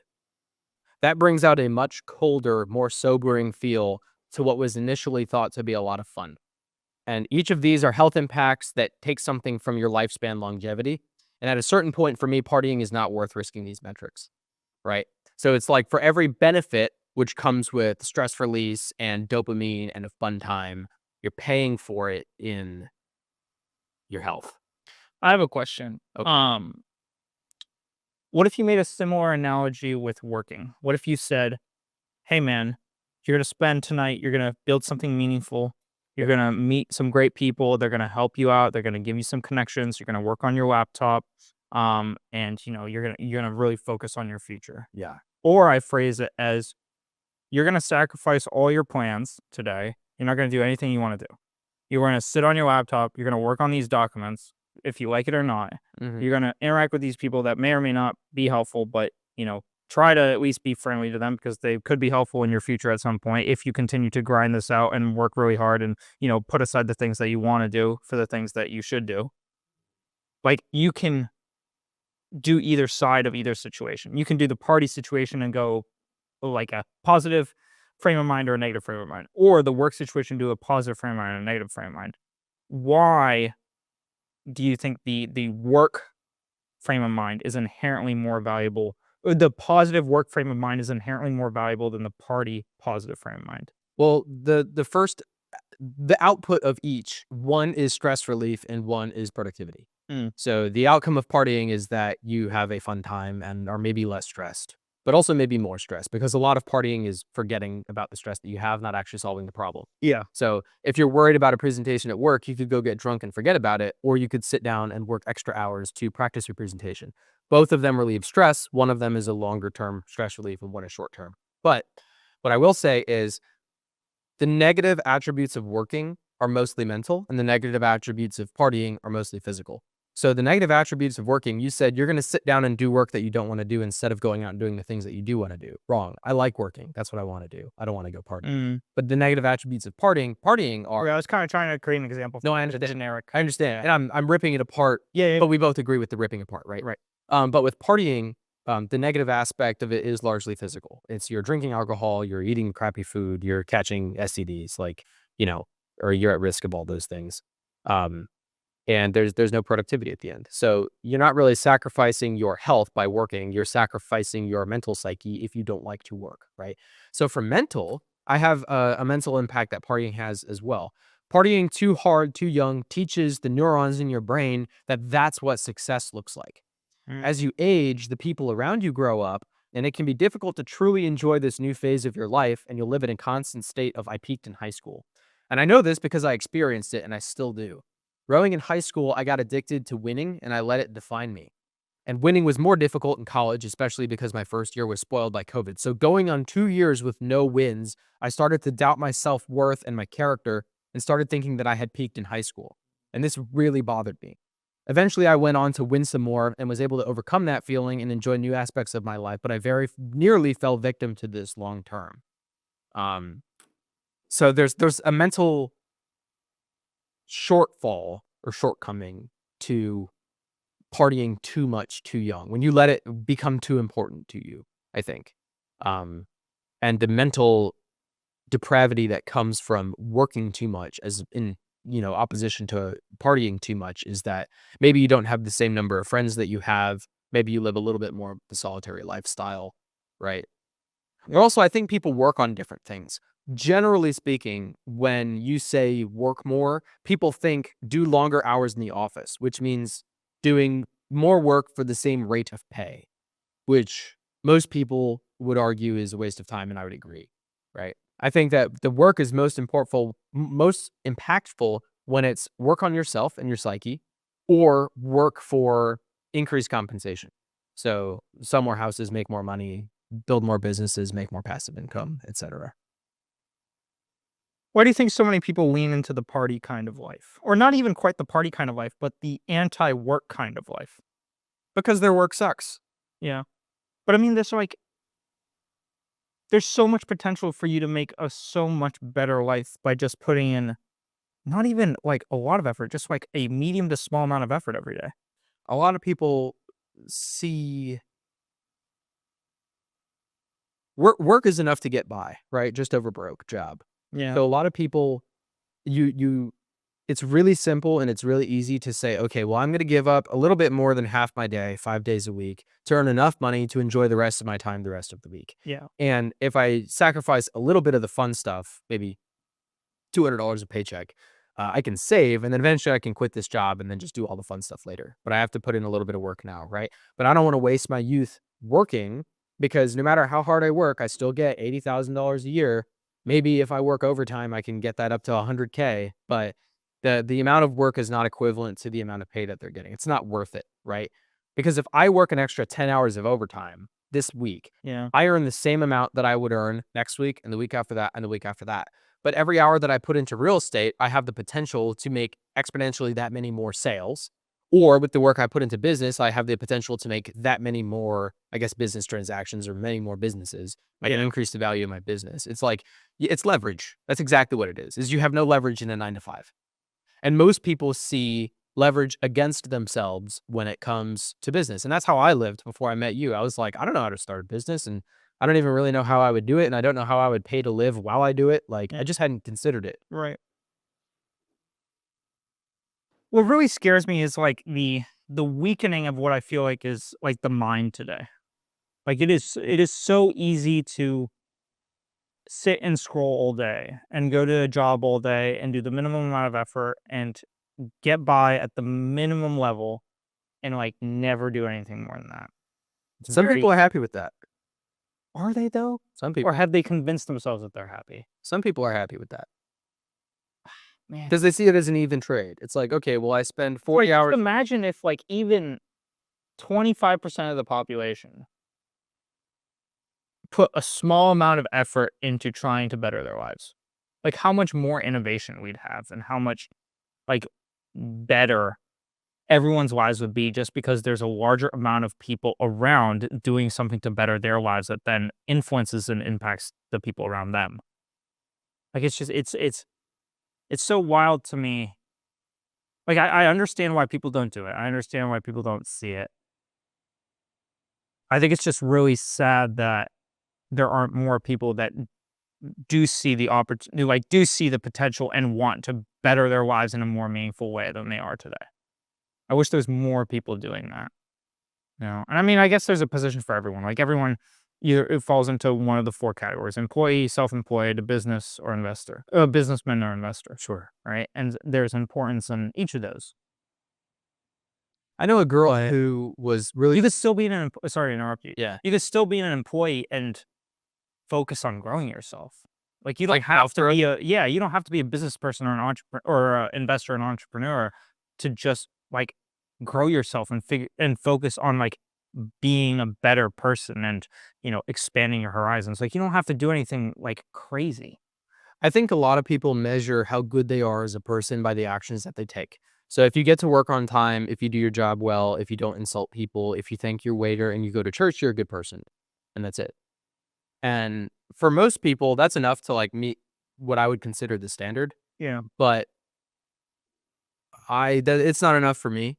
It's not really what I want to become. But a lot of people, they don't want to spend like I get enjoyment out of reflecting on this type of stuff. So when I do the podcast sheet, when I write it, I get reflective and I get introspective and I start to think about life from all these different angles and you know how my life up till now has crafted me into who I am and how I can intentionally carve myself out of stone in the future if I make the right cuts. Yeah. But most people don't enjoy thinking about that. Similar to how I don't enjoy thinking about like, partying, right? So a lot of people are like, "Man, dude, I'm so excited. Like I'm going to get these different drinks and I'm going to get these different mixers and we're going to meet up and buy this speaker system for the car and then we're all going to go to the causeway because there's a bonfire and we're going to get lit and we're going to have fun and like, dude, we're going to talk about these things and we'll argue about football and we'll watch the game." Like they spend time thinking about those things and that's what they get enjoyment from. Yeah. So if I sat down with one of these people, and I think this is a cool idea to do in the podcast in the future, is get like a regular person that's representative of the not like nutty community that we're in and say like, have them talk to us about like what interests you. And they can be like, dude, fucking like badminton. And we'll be like, okay, tell us about badminton. And then they'll tell us everything about badminton. And they'll be like, what interests you? And we're like, oh, business and self-growth. And this is just what interests us. But to those people who like badminton, like personal growth just isn't interesting to them. They don't care. They tune out. It isn't. But they could be such a greater potential version of themselves by even caring a little bit about it. Isn't that sick? Maybe. I don't know. I don't know if people have that potential. I think some people don't. Really? Yeah. Like my mom. Like she doesn't have the capacity to do that. She can't self-reflect like that and she can't like I don't think that she's probably at 90% of her potential. And I think that it's okay for some people's potential to be higher than others. Yeah, I mean, fair point. It's something that we can dive into at a Yeah. future podcast too. Yeah. Um, But on the partying topic, there seems to be a common negative correlation between stuff that's fun and stuff that's good for you. So like loud music rocks hard, but takes your hearing. Getting hammered is a blast, but it takes your health. Late nights make great memories, but sleep deprivation is directly linked to dying early. This correlation is super interesting to me. And I haven't been able to determine why it exists. Why are things that are bad for you usually fun? And things that are good for you usually kind of shitty? Because if I eat, a chicken breast with broccoli, I feel better than if I eat a pizza. I feel better afterward. yeah. The taste is fine, but I feel better afterward. The pizza tastes great, but I feel like shit afterward. So I almost feel like it's short-term high dopamine versus long-term steady dopamine. I think people are looking for short-term dopamine hits instead of long-term dopamine states. Yeah, and I mean, I guess, anytime you have something that's a short-term hit, um, potentially the reason it's a short-term hit is because it's not as good for you, you know? Yeah. Maybe. Maybe it's won't you love partying so much more if you detested work? If you went into the office every day and you fucking hated it, wouldn't you enjoy partying that much more? Yeah. Versus if you don't party and you do, I don't know, something else that isn't as big of a dopamine hit, you kind of level the two out. Yeah. And now you're living in a neutral state, and that's not very interesting to most people. Yeah. Yeah. There is something exciting about I think there's also something exciting about doing something that a, like, middle of the road straight edge guy or girl wouldn't do, you know? On either end of the spectrum, like partying Yeah. and going nuts or working hard, Yeah. Yeah. working late. And I think that partying hard is more easily attainable and also like you said, a short-term dopamine hit versus working, Yeah. you know? And so I think there's partially an attraction to like go against the grain. Mm-hmm. Um, and there's an easier avenue to go against the grain in a negative way than there is a positive way. And also a more instant reward to do so. Yeah, that's what it is. It's if you party, you can be different and enjoy it today. And if you work, you can be different and have the potential to maybe enjoy it in the future. Yeah. Right. Yeah. Yeah. Yeah. So that's what I have for the deficits of partying.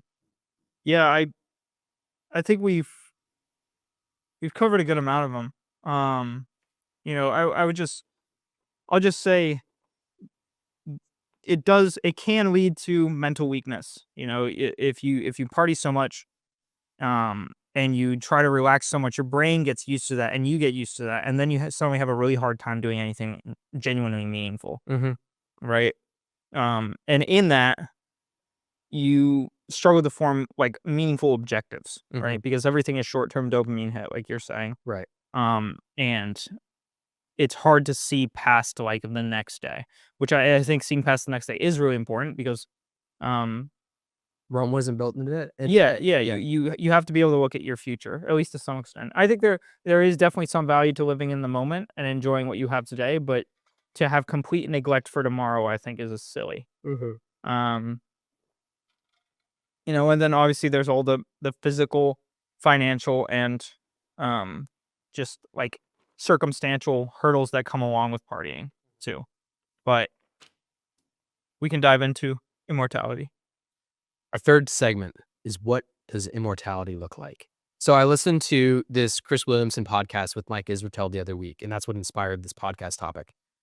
Mike Israetel is a physiology doctor, so he studies muscle structure and body composition and stuff, and he's also a bodybuilder who does steroids. So he studies muscle and then practices it, and it's an interesting perspective. He's also in tune with his thoughts and emotions, so he can talk you through what roid rage feels like from a sane person's perspective. Um, and he articulates his thoughts very well. But he made an interesting comparison, which is the way that medicine has developed from the 1980s to the 1990s to the 2000s to the 2010s to the 2020s. And he's noticed that biomedicine and biochemical engineering, when it hooks into a subject, it increases exponentially. So it takes a little while to get going, and once it picks up steam, it fucking catapults. And so he theorized that if you can live to 2040, science will have gotten to the point that all disease, cancer, heart disease, diabetes, the plague, everything has a medicine for it. So people will no longer die of diseases. Wow. So you could potentially live into your like 150s or 200s if you don't die of disease, because the average age increases over time, as we've seen. So I think today the average lifespan is like 82 or something like that. But for someone born in the year 2000, it could be as high as like 130. But if you don't get any diseases, it could be even higher than that. And so he was theorizing about this, and I thought it was a really interesting concept. And I just wanted to get your initial thoughts on that. If all disease were eradicated and people lived to 150 years old, how does that make you feel? I think I like the idea of death being a potential consequence of your actions, and death also being potentially around the corner, and you should make today matter. You could still get hit by a bus. You just won't get like a brain tumor. Yeah. Because I would say, regardless of your actions, brain tumors, like, they happen. You can't control that. Yeah. I think that's part of what it's fucked up, but I think it's part of what makes life kind of beautiful, though. Like like you could acquire something tomorrow that's a disease that you never deserved and never wanted to have and never should have had. Yeah. And it will end your life in 4 weeks, right? I think that's a bummer. I do think I would agree that is a bummer. I do think that's a bummer. But I think in part too that gives certain thanks to being able to have today. And I think that the closer we get towards a potential immortality, the less value we have to put on today. And I think that could be a slippery slope into not really valuing the life that we have. You know, So it's like I've gotten a lot out of being thankful that I wasn't seriously or critically injured in my car accident. right. Right. And it's like, obviously that's not like a brain tumor, but shit does happen. And I think that if shit didn't happen, it would inhibit our ability to be thankful for the days that we have. I think life is just hard. Like life is just hard. I don't know. Definitely not me. Because I'm thankful that I didn't get in a car accident today because it's like I can be grateful without getting lucky. You know what I mean? So it's like I can drive today and I can be grateful that I didn't hit a tree because I kept my car on the road, and I can equally be grateful that a drunk driver didn't hit me on the way down the road, right? Yeah. But it's almost like if I don't fuck up, I feel like I don't deserve to get something that would end my life early. So like my friend Jonathan, who died of cancer in his back, like he was fit and he ate healthy and he was nice to people and he didn't do anything wrong, and then he still got back cancer and died at 32, which really sucks. And I think that he was equally grateful for life as he would have been if he like got drunk and hit a tree. You know what I mean? So I think that I'm equally grateful, like with or without unexpected medical conditions, because right now and up till now, I've been healthy and I haven't had any reason to think that I won't live a long life. And if suddenly I were told, "Hey, you're going to die in 3 weeks," and it's not because of anything that you've done, that would be a bummer because I put effort into doing. I think it Not puts the heat on a little bit though. why. Because it's like if you were to know that you live to, I guess there's two ways to look at it. You can look at it as if I am going to live to 150, like I'll have so much more time to do the exploring of the world I want to do. So I'll work now and then focus on exploring. Versus like when you think you're only going to live to 80, you're like, okay, I got to make the most of this amount of time that I have. I'm going to really hone in on optimizing it and focusing on these different things and making stuff happen. And like it just puts the heat on a little bit. It's like a deadline, but you don't know really when the deadline's coming. You just know it is going to approach. And so you should make today matter.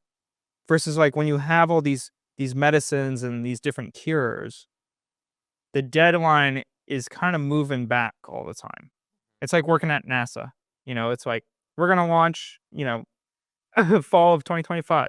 We're going to launch spring of 2026. We're going to launch fall of 2026, right? Right. It's like, it's just like, I think you get to a certain point when your deadline can be pushed back so much, you don't really care about what's happening today. So the next evolution of that is doctors are studying and biochemists are looking at ways to edit the genetic structure of your DNA to reverse aging. To where when cells, think about it this way. So you grow from a baby to an adult, and then you age from an adult into an old person, and then you die. So your peak cellular structure happens at like 22, 24. So they have, I think the Mike Isertal said that they've created this in like the cellular level of getting cells to reproduce and not age. So they could edit your genetic structure such that anybody who gets this genetic alteration starts to age towards their early 20s and then stays there indefinitely. So you would not die of old age, and presuming that medicine advances, you wouldn't die of any diseases either. So the only way to die would be of physical consequence. And that could happen by 2070, he said. So if you're alive today, he said that if you're in your 20s, you're probably going to make it to that point. And if you're in your 40s and you take care of your health, you could probably make it to that point. It would probably be stupid expensive, which brings in an interesting concept of if no one dies, but birth rates continue, now you have exponentially more people in the world. But if this genetic editing is really expensive, then only rich people will get it. And then there'll be a huge divide between poor people and rich people because rich people can literally afford to live forever and poor people don't have universal healthcare yet. So if they're killing healthcare CEOs now, could you imagine what the world would be like if people could live forever?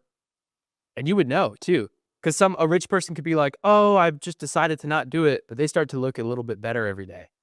They start to look younger. The color comes back to their hair. They're a little more muscular. And you're like, you fucking did get it. But by then, you've aged so much that, there's nothing you can do about it. You can't afford it. This dude's just been lying to you because he's aging in reverse. I don't think I'd take it. I would totally take it. If I had the option, absolutely, dude. I don't think I'd take it even if I had the option. Why?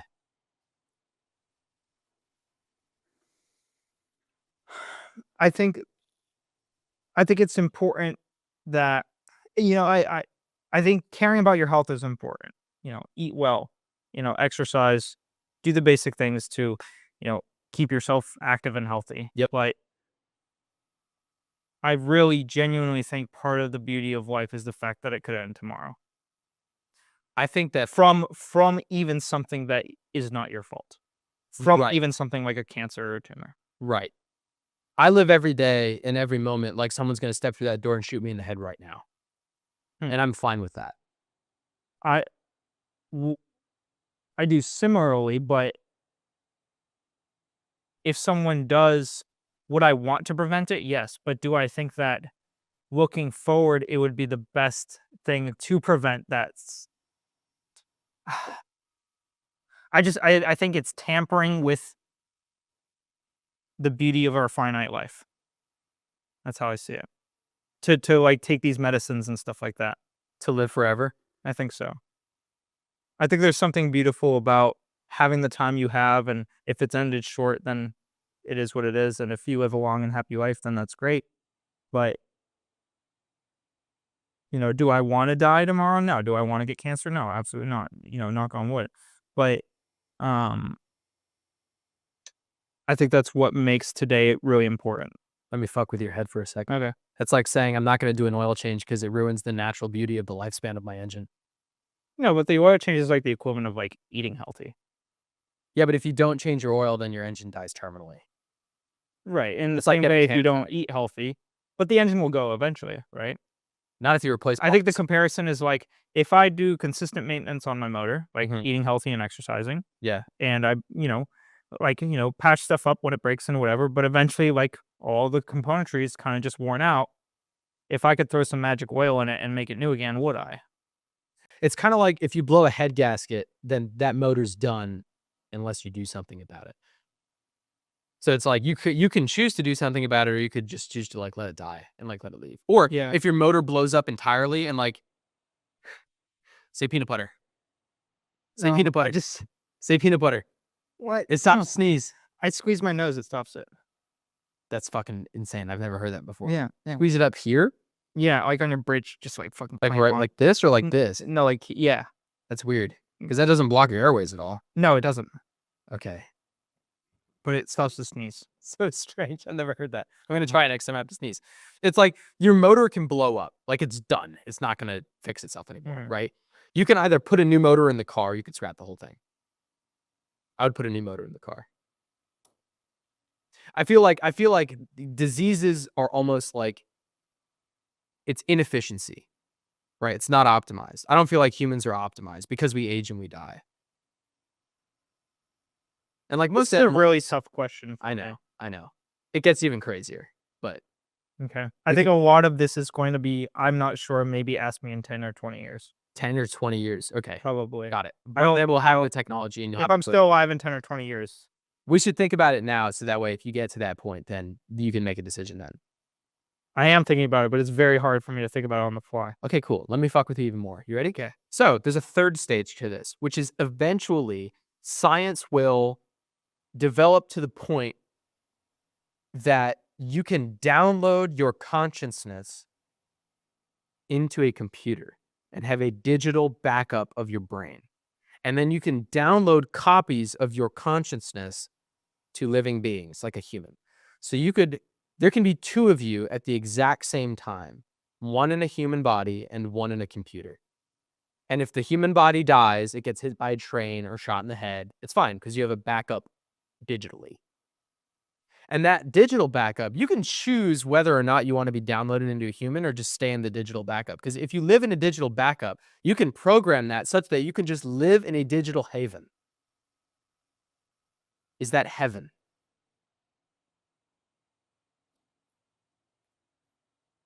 That's weird.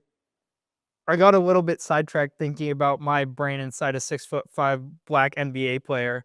You could do that. I think that'd be freaking hilarious. You could do that. You could do that. With this thought experiment, you could do that. Yeah. It's similar to the Matrix, except the Matrix was a program that something placed you in to like harvest your body. Yeah. You no longer have a body. You are just digital consciousness. I'm just gonna assume the body of like some super athlete. That'd be crazy. You totally could. That'd be a With, wild like, life. have you seen the movie Avatar? It's like that. Yeah. It's like if your NBA athlete guy gets hit by a train and dies, you just start over again because your digital consciousness is still there. I think that the question about, I think this dives into a fundamental difference potentially between you and I, and maybe is potentially at the core of why I have a lot of reservation when it comes to this sort of stuff.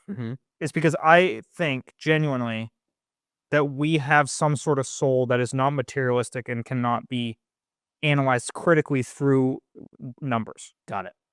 And so that soul is passed on either to heaven or hell, depending on how you live your life. And that is concretely that internal part of you. It can be measured through other things, but there is an internal part of you that is not measurable, that is soul-like. I genuinely think that. Although I've heard 1,000 different studies at this point of like, this is caused by this and this is caused by this, and we know this is this and this and this. But I've also heard a lot of different studies that, things change very drastically over the course of like the past 100 years. Like there are things that we genuinely thought we understood, and you read these papers and they're like, no, like this is definitively what it is. And it's like 50 years later, completely changes. And then 50 years later, and then we're at today, and it's like, no, this is what it is. Yeah. Right. It's like the heliocentric model. I don't know. I've heard that name, but I can't pinpoint it. But The heliocentric model is it's different from the geocentric model, which was before Galileo. People thought that the Earth revolved around the world. Oh yeah. But then Galileo was like heliocentric. Helio is sun. Yeah. Center of the solar system, right? Right. So even he was wrong because he thought the whole universe revolved around the sun. It's not just the solar system. Right. Yeah. Right. So your understanding changes as new as it's like develops. My opinion sits with, even if I was able to upload my consciousness in its entirety, I don't think that would upload your soul, and I don't think I would be the same person. What's the difference between your consciousness and the soul? I don't have a clear picture of that, to be honest. I think consciousness is closer to your awareness, and then your soul is your being. But I know that's very vague and unclear. And I recognize that. And I'm trying to figure that out for myself. Sure. It's a tough concept. You think it is really tough. I despite the fact that I sound like a muddled idiot trying to talk about it right now, the volume of shit I've listened to and still struggle to grasp it and comprehend it, I could easily jump off that train and go, well, it just doesn't exist, and that's why I don't understand it. Right. But I've had a very consistent belief throughout my life in that just because you don't understand it doesn't mean it doesn't exist. Sure. Right. And so it's like I think it'll probably be a life journey for me to figure out like really concretely what I believe and why, even if I even ever figure it out. Yeah. Um, Well, Einstein was equally interested in the theory behind religion as he was with the theory of relativity, because yeah. relativity is measurable, but a lot of the religious stuff isn't. And so he was interested because it's a similar thought concept to like the Big Bang theory, right? Mm-mm. It's like do we have the tools to understand? It's like the pyramids. Like, do we have the tools to understand what that's all about? Because physically we can see it's just stones, right? So like physically it's neurons firing in our brain that make our consciousness, right? But like how did the stones get there? Is there a soul in your body? The two are Yeah. kind of similar. It's like Yeah. we don't know how to understand. So it's easy to say, well, oh, fucking people just pushed them. Like they just pushed the stones over a long period of time. And it's equally easy to say just, well, there's no soul, there's no ghosts. It's just, Mm. you're paranoid in your head. That's an interesting point. Yeah. But no one's gonna figure it out if thought isn't given to it, right? Right. Right. So like there's a theory that a lot of this stuff comes from interdimensional uh conflicts. So like all the UAP shit that you're seeing, and a lot of it's like underwater, and it's like Yeah. huge fucking things the size of buildings moving past submarines and shit. Um, there's a video out there of like a plane disappearing midair and like shit like that. Um, a lot of people are like, it's a government fucking aircraft, right? And some of it is, but some of it is also not. Right. And some people are saying that it's like clips between different dimensions. And like there's a lot of theories about different dimensions, but no one knows how to travel there. But it doesn't mean that you can't clip between them. Right. So maybe ghosts are just like a clip between a different dimension. And like it doesn't have anything to do with spirits. And it's actually just some other, like, we don't understand Stranger Things level of something. Right. And there's lots of different theories around it, but ultimately there's no concrete proof one way or the other, which is why I think that one of the podcast idea I have is that the correct religion is the one you believe in, because there's nothing saying that it is or isn't real, right? The stuff from history can't be verified. No one's come back from the dead. So it's just whatever you think is true. It's the easiest way to say it. Whatever makes you comfortable, because we don't actually know. There's no way of knowing. I could come up with 10,000 different theories, but there's no way to confirm any of them. So it's just whatever makes you comfortable. Yeah. But I think that when I die, it's just black. It's just nothing. So if I can live longer, that'd be real neat. Which is why I would Yeah. load my brain into a computer. Right. Right. Mm. No, I get that. I think that's probably fundamentally the difference is Mhm. I think we sorry, I have someone in my eye, but I think we already had eternal life or the opportunity for eternal life. Mhm. And I don't think that, Yeah. because I've been dead before and I don't remember it. So I don't think I'll remember it when I die. It's before you were born, you were Yeah. I don't know the question of hmm, yeah. Well, it's an interesting discussion. It's a whole nother topic because there's, like the idea that life begins at conception, right? Or, right. right. And so it's like you have the memory, you experienced it, but memory, then we get into like memory stuff where it's like, do we actually store memories inside our head, or are they, this is really fucking whack, but there's a theory out there that our minds are essentially a transponder to like a larger nebulous of parallel universes. Right. And so we don't actually store memories, we just access the experiences from parallel dimensions Right. or from dimensions that they are stored or experiencing in. Right. So It's like really weird, crazy shit like that. It is like a very terrible 1 minute summary, but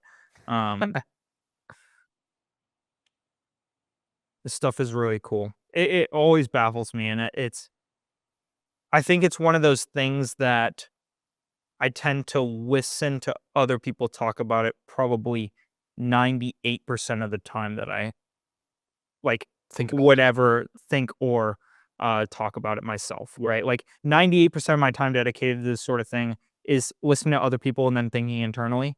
And then only 2% is like trying to express it, yeah. you know? I think that I am 100%. It's 100% when other people talk about it, because I Michael Jordan has a saying, which is I don't think about shots I haven't taken yet. I don't think about missing shots I haven't taken yet. Right. Mhm. And so it's like, I don't think about life after death because I haven't gotten there yet. And there's nothing that tells me whether I'm right or wrong. So like, the people before Galileo thought that the entire universe revolved around the world, right? And knowing that the world actually revolves around the sun, apart from like astronomy stuff, probably didn't change their day-to-day lives a whole lot, right? Yeah. And it certainly didn't change anything after they died. So it's like, am I really super concerned with, I'm not going to do the math to figure out if Earth is the center of the universe or the sun. I don't care. If someone wants to tell me, I'll contemplate it, but we have no math to support what happens later, so I don't think about I think it. there is a very important component of this that you touched on, is that the forefront of our efforts should be about what genuinely affects us today, Yeah. right? Because we are not guaranteed tomorrow, Right. at least in the life we live today. So we should focus on what the efforts that I live today. Right.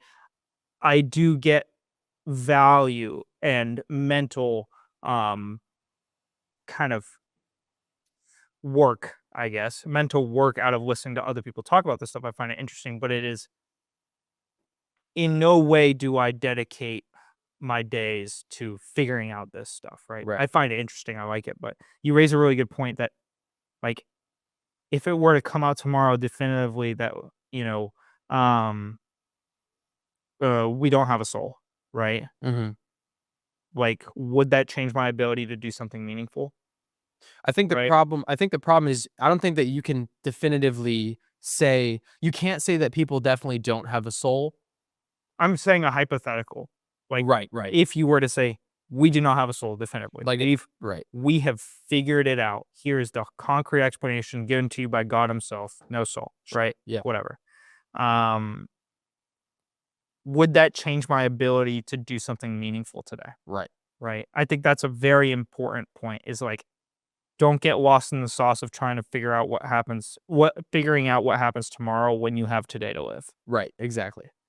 Um That's interesting because you can't prove that there isn't a soul. You could prove that there is a soul, but it's kind of like, how do you prove that something doesn't exist? Yeah. Right. Well, also with Interesting. is, right? Even if you were to prove there is a soul. Right. Um, how do you know that that is a soul or not just a culmination of other physical factors that we do not understand? Right. Right. So it's even like when you do prove that it is, Right. right? Just like we proved that the Earth was the center of our solar system, Sure. right? It's very tricky. I think that it's important to recognize that there is no definitive 100% 100% no. Right? There Right. are evidences either way, and then you choose the evidences that you more see fit or align with, Right. and that's what you build yourself on. But Right. I think there's a very important point to focusing on today, Yeah. focusing on what you can do today at a base level to just be a little bit better than you were yesterday. Yeah. I think that my approach to immortality is kind of like, it's better to have a bird in the hand than two in the bush, Hmm. which is maybe there's a heaven after death and maybe it's better than anything that we could possibly even comprehend while we're living. But I have no way of affirming that. And so there's two birds in the bush, but I'd rather have one in the hand and having immortality because I pretty like it here. I do Yeah. too. So I'd want to live forever. What the it's not a utopia. What's the opposite of utopia? Oh, Dystopia. yeah. It's a You're right. dystopia of like how do you manage birth rates? I guess China does it, but how do you humanely manage birth rates, right? And then how do They manage female birth rates better than could you imagine, dude, what happens if everyone is 22, 24 and healthy? Everyone on the planet. That's crazy. There's no old people. right. There's like And that's it. what do beauty standards do? That kind of gets at like my tampering with life thing. Yeah. It's like you run. Like, do I want to live forever? Yeah. But like it's a superficial want for me, Mhm. right? Because it's like, yes, I do want to live forever. No, I don't want to get cancer. No, I don't want to get hit by a bus tomorrow. Like, yes, I would love to see what, you know, 2,000 years from now looks like. That would be Right. incredible, Right. right? But the price I pay, or the price that society pays in order to achieve that, I think is greater than what my one, you know, eye-opening experience of seeing 2,000 years from now is Mhm. worth. Well, it's the price that society would pay is overpopulation, right? Overpopulation and like this, you know, crazy disparities between who can get this and who can't get this, or even if everyone could get it, you have this like, okay, like how are we going to build up our society in order to accommodate all these people? And then if we don't think that's effective, or who are we going to choose to kill? Right? Like I bet they. I think life is naturally the way it is for a reason, right? But this goes back to the other discrepancy is like, I think that life was genuinely created by the hand of God, right? And the alternative argument that I would assume that you align with more is like elements combined together, through the stars and create different compositions that then, create smaller life that then combines together and, evolves, or different genetic mutations happen and then create different animals, blah, blah, blah, so on until we get to today. Yeah. Right. And so I think that there's a fundamental difference in how we look at those two things that lead us to kind of down different paths in terms of immortality, I would say. But it's a tricky subject. I think it's an interesting one. Yeah. I like thinking about it. I do too. Yeah. It's challenging to work through though. It takes a good amount of thought. But at the end of the day, I still think focusing on today is really essential. I think that it gives me another reason to work, because if this technology does hit, I think that Mike Israetel is being really, really optimistic in how quickly it'll come around. But if I can be healthy and wealthy when it does hit, then I can get it. And that would be really cool. That's a goal of mine. So you see, another reason so to work. interesting, because my reason to work is because I know my life is finite and I only have this time. Right. And so, like, no matter what, like, I need to work this time. I need to build the best I can in the time I have. Interesting. Because when I'm rowing, I try to not think about the end of the piece. I try to just think about the next stroke. So a lot of rowers do something that we call erg math, which is figure out how much longer you have in the piece, and then figure out how many meters that is, and then figure out how many strokes that is, and then figure out how many meters per stroke you're taking to get there. Like, you just do all this fucking math in your head, and none of it makes sense because your brain is fried because you're working out. But like, it's just like you're searching for anything to make it easier, to tell yourself, like, fucking play with the math to make it seem like you don't have that much longer, right? Yeah. And I find that when I do erg math and I think about how much longer I have in the piece, it sucks way more. So I just focus on the current stroke and the next stroke. And I think very like, I'm going to do it until I'm done, and I'm not even going to think about finishing. I'm just going to think about. Yeah. Well, I think there is value to, focusing on today, right? Like, I still wake up every day and like, focus on like the moment. I don't wake up every day panicked because, I'm going to die in 50 years, 60 years, whatever. Right. Yeah. I don't think about it at all. I think about like, I'm going to keep doing what I'm doing until I can't do it anymore. And if I can delay that inevitably, that'd be super cool.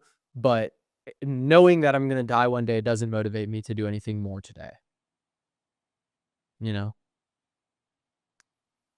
I think there's an aspect of both for me. Yeah. I think there's an aspect of, I'm just going to do the best I can today because that's what I want to do for me. And I think that that's the best move. Yeah. And there's also an aspect of, you know what I think I use it for? I think when I don't feel like getting up, when I really don't feel like getting up, I use a couple things.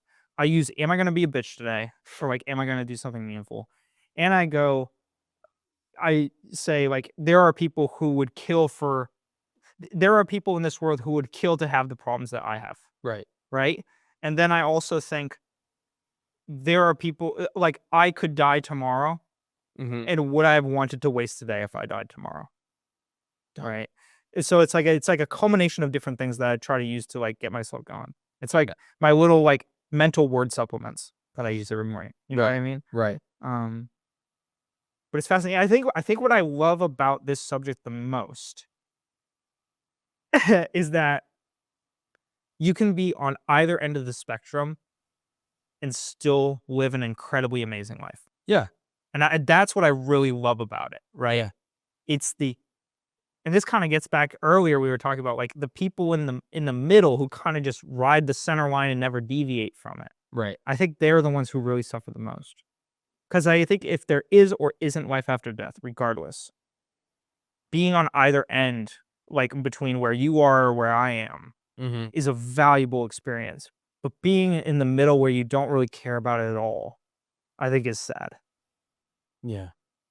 I think that's just, I think that's a mental gap that could be filled with some effort, and there would be fruits to that effort regardless of what your outcome answer was. If I told you that you were gonna die at midnight tonight, would you do a different day than what you already have scheduled for today? No, no. Me neither. And I try, what I try to do, I used to do this more frequently. Now I do it occasionally, but the reason I haven't done it really recently too much is because my bedtime's kind of set, and so I Okay. don't like doing this. But what I used to do was I would start getting ready for bed. I would ask myself, if I did not wake up tomorrow, would I be happy with the day I lived today? And if Mhm. my answer was no, I would go and do something, right, to Mhm. kind of fulfill that. The Right. reason I don't do that anymore is because my bedtime is set, right? And so I try to think about that earlier in the day and then plan ahead for my bedtime, right? But I don't think I would change what I would do today. If I told you were gonna die at this exact time a week from today, would the next week look different? Probably. I think that knowing that you're Yeah, going it to would. die changes how you feel about it. And that's interesting because if you don't know you're gonna die and then you're just shot in the back of the head one day and you don't even know you're dead, I think that after I die, I won't even know. It's just lights out. So it's like I was living my life and then it stopped and I don't even know that it stopped because I'm dead. So I don't have to regret not living it or not appreciating it or not having my final moment to like watch the sunset, thinking of the rabbits, right? Like from Mice and Men, like Mm, Lenny. yeah. But people like yourself who believe in an afterlife, you then, wake up in the clouds and you're like, oh my God, I should have appreciated it more. And I didn't. And I like let it fly past. And like I have these regrets because, I didn't even know it was my last day and I didn't take a moment to appreciate it. And I should have taken every day to appreciate that it could be my last day. But for me, it's like any day could be the last day, and I don't think it's different. I think the only thing that makes someone's last day different is whether or not you know it's the last day. Because I think that you can only perceive that if you're alive. So it's one-sided. Yeah. Another interesting thought concept. This is actually one of the hurdles I have with religion, Mhm. personally. It's one of the struggles I have is like,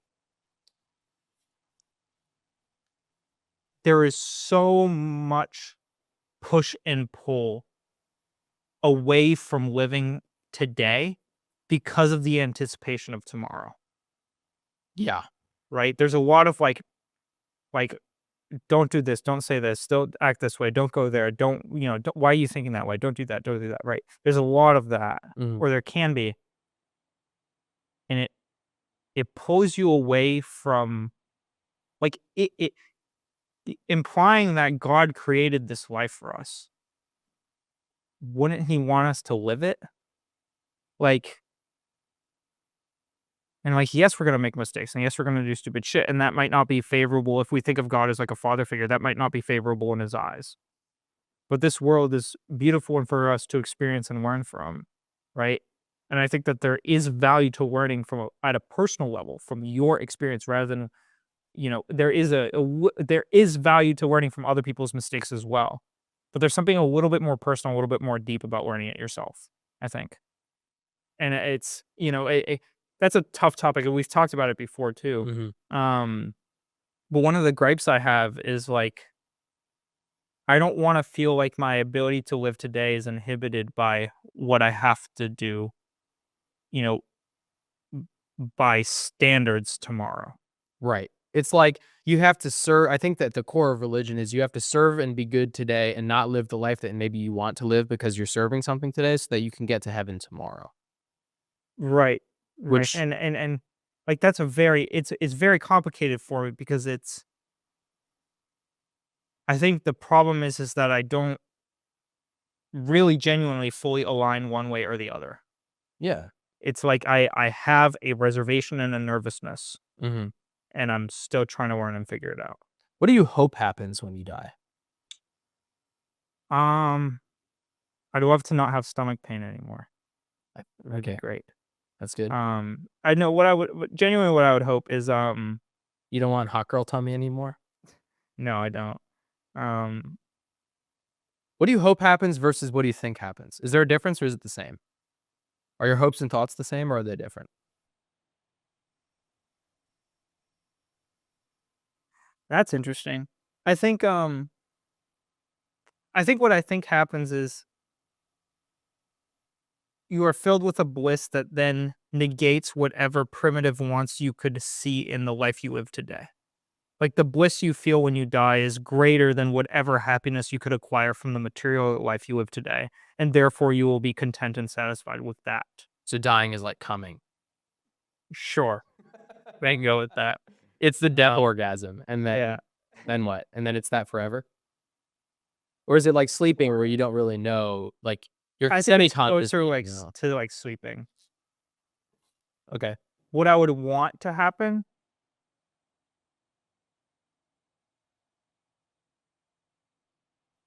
I think what I would want to happen Try to form a word other than is boobs. no. I- It's funny though.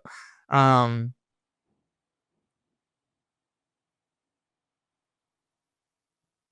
I guess I would have to say a similar life to what I live today, like almost a reincarnation. Got it. Into a different body or the same one and live the same life again? I think if you were reincarnated, well, I think pretty confidently I could say that if you were reincarnated, you wouldn't know what your previous self was like. Because if we are reincarnated today, how do we know, right? Like we would know if we were reincarnated, right? Which means that if I am reincarnated in something, I will never know what I was before, Sure. right? Did that make any sense? Kind of. So if I want reincarnation Yeah. and I think that that happens and I'm reincarnated, I will never know as a reincarnated person what I was like previously.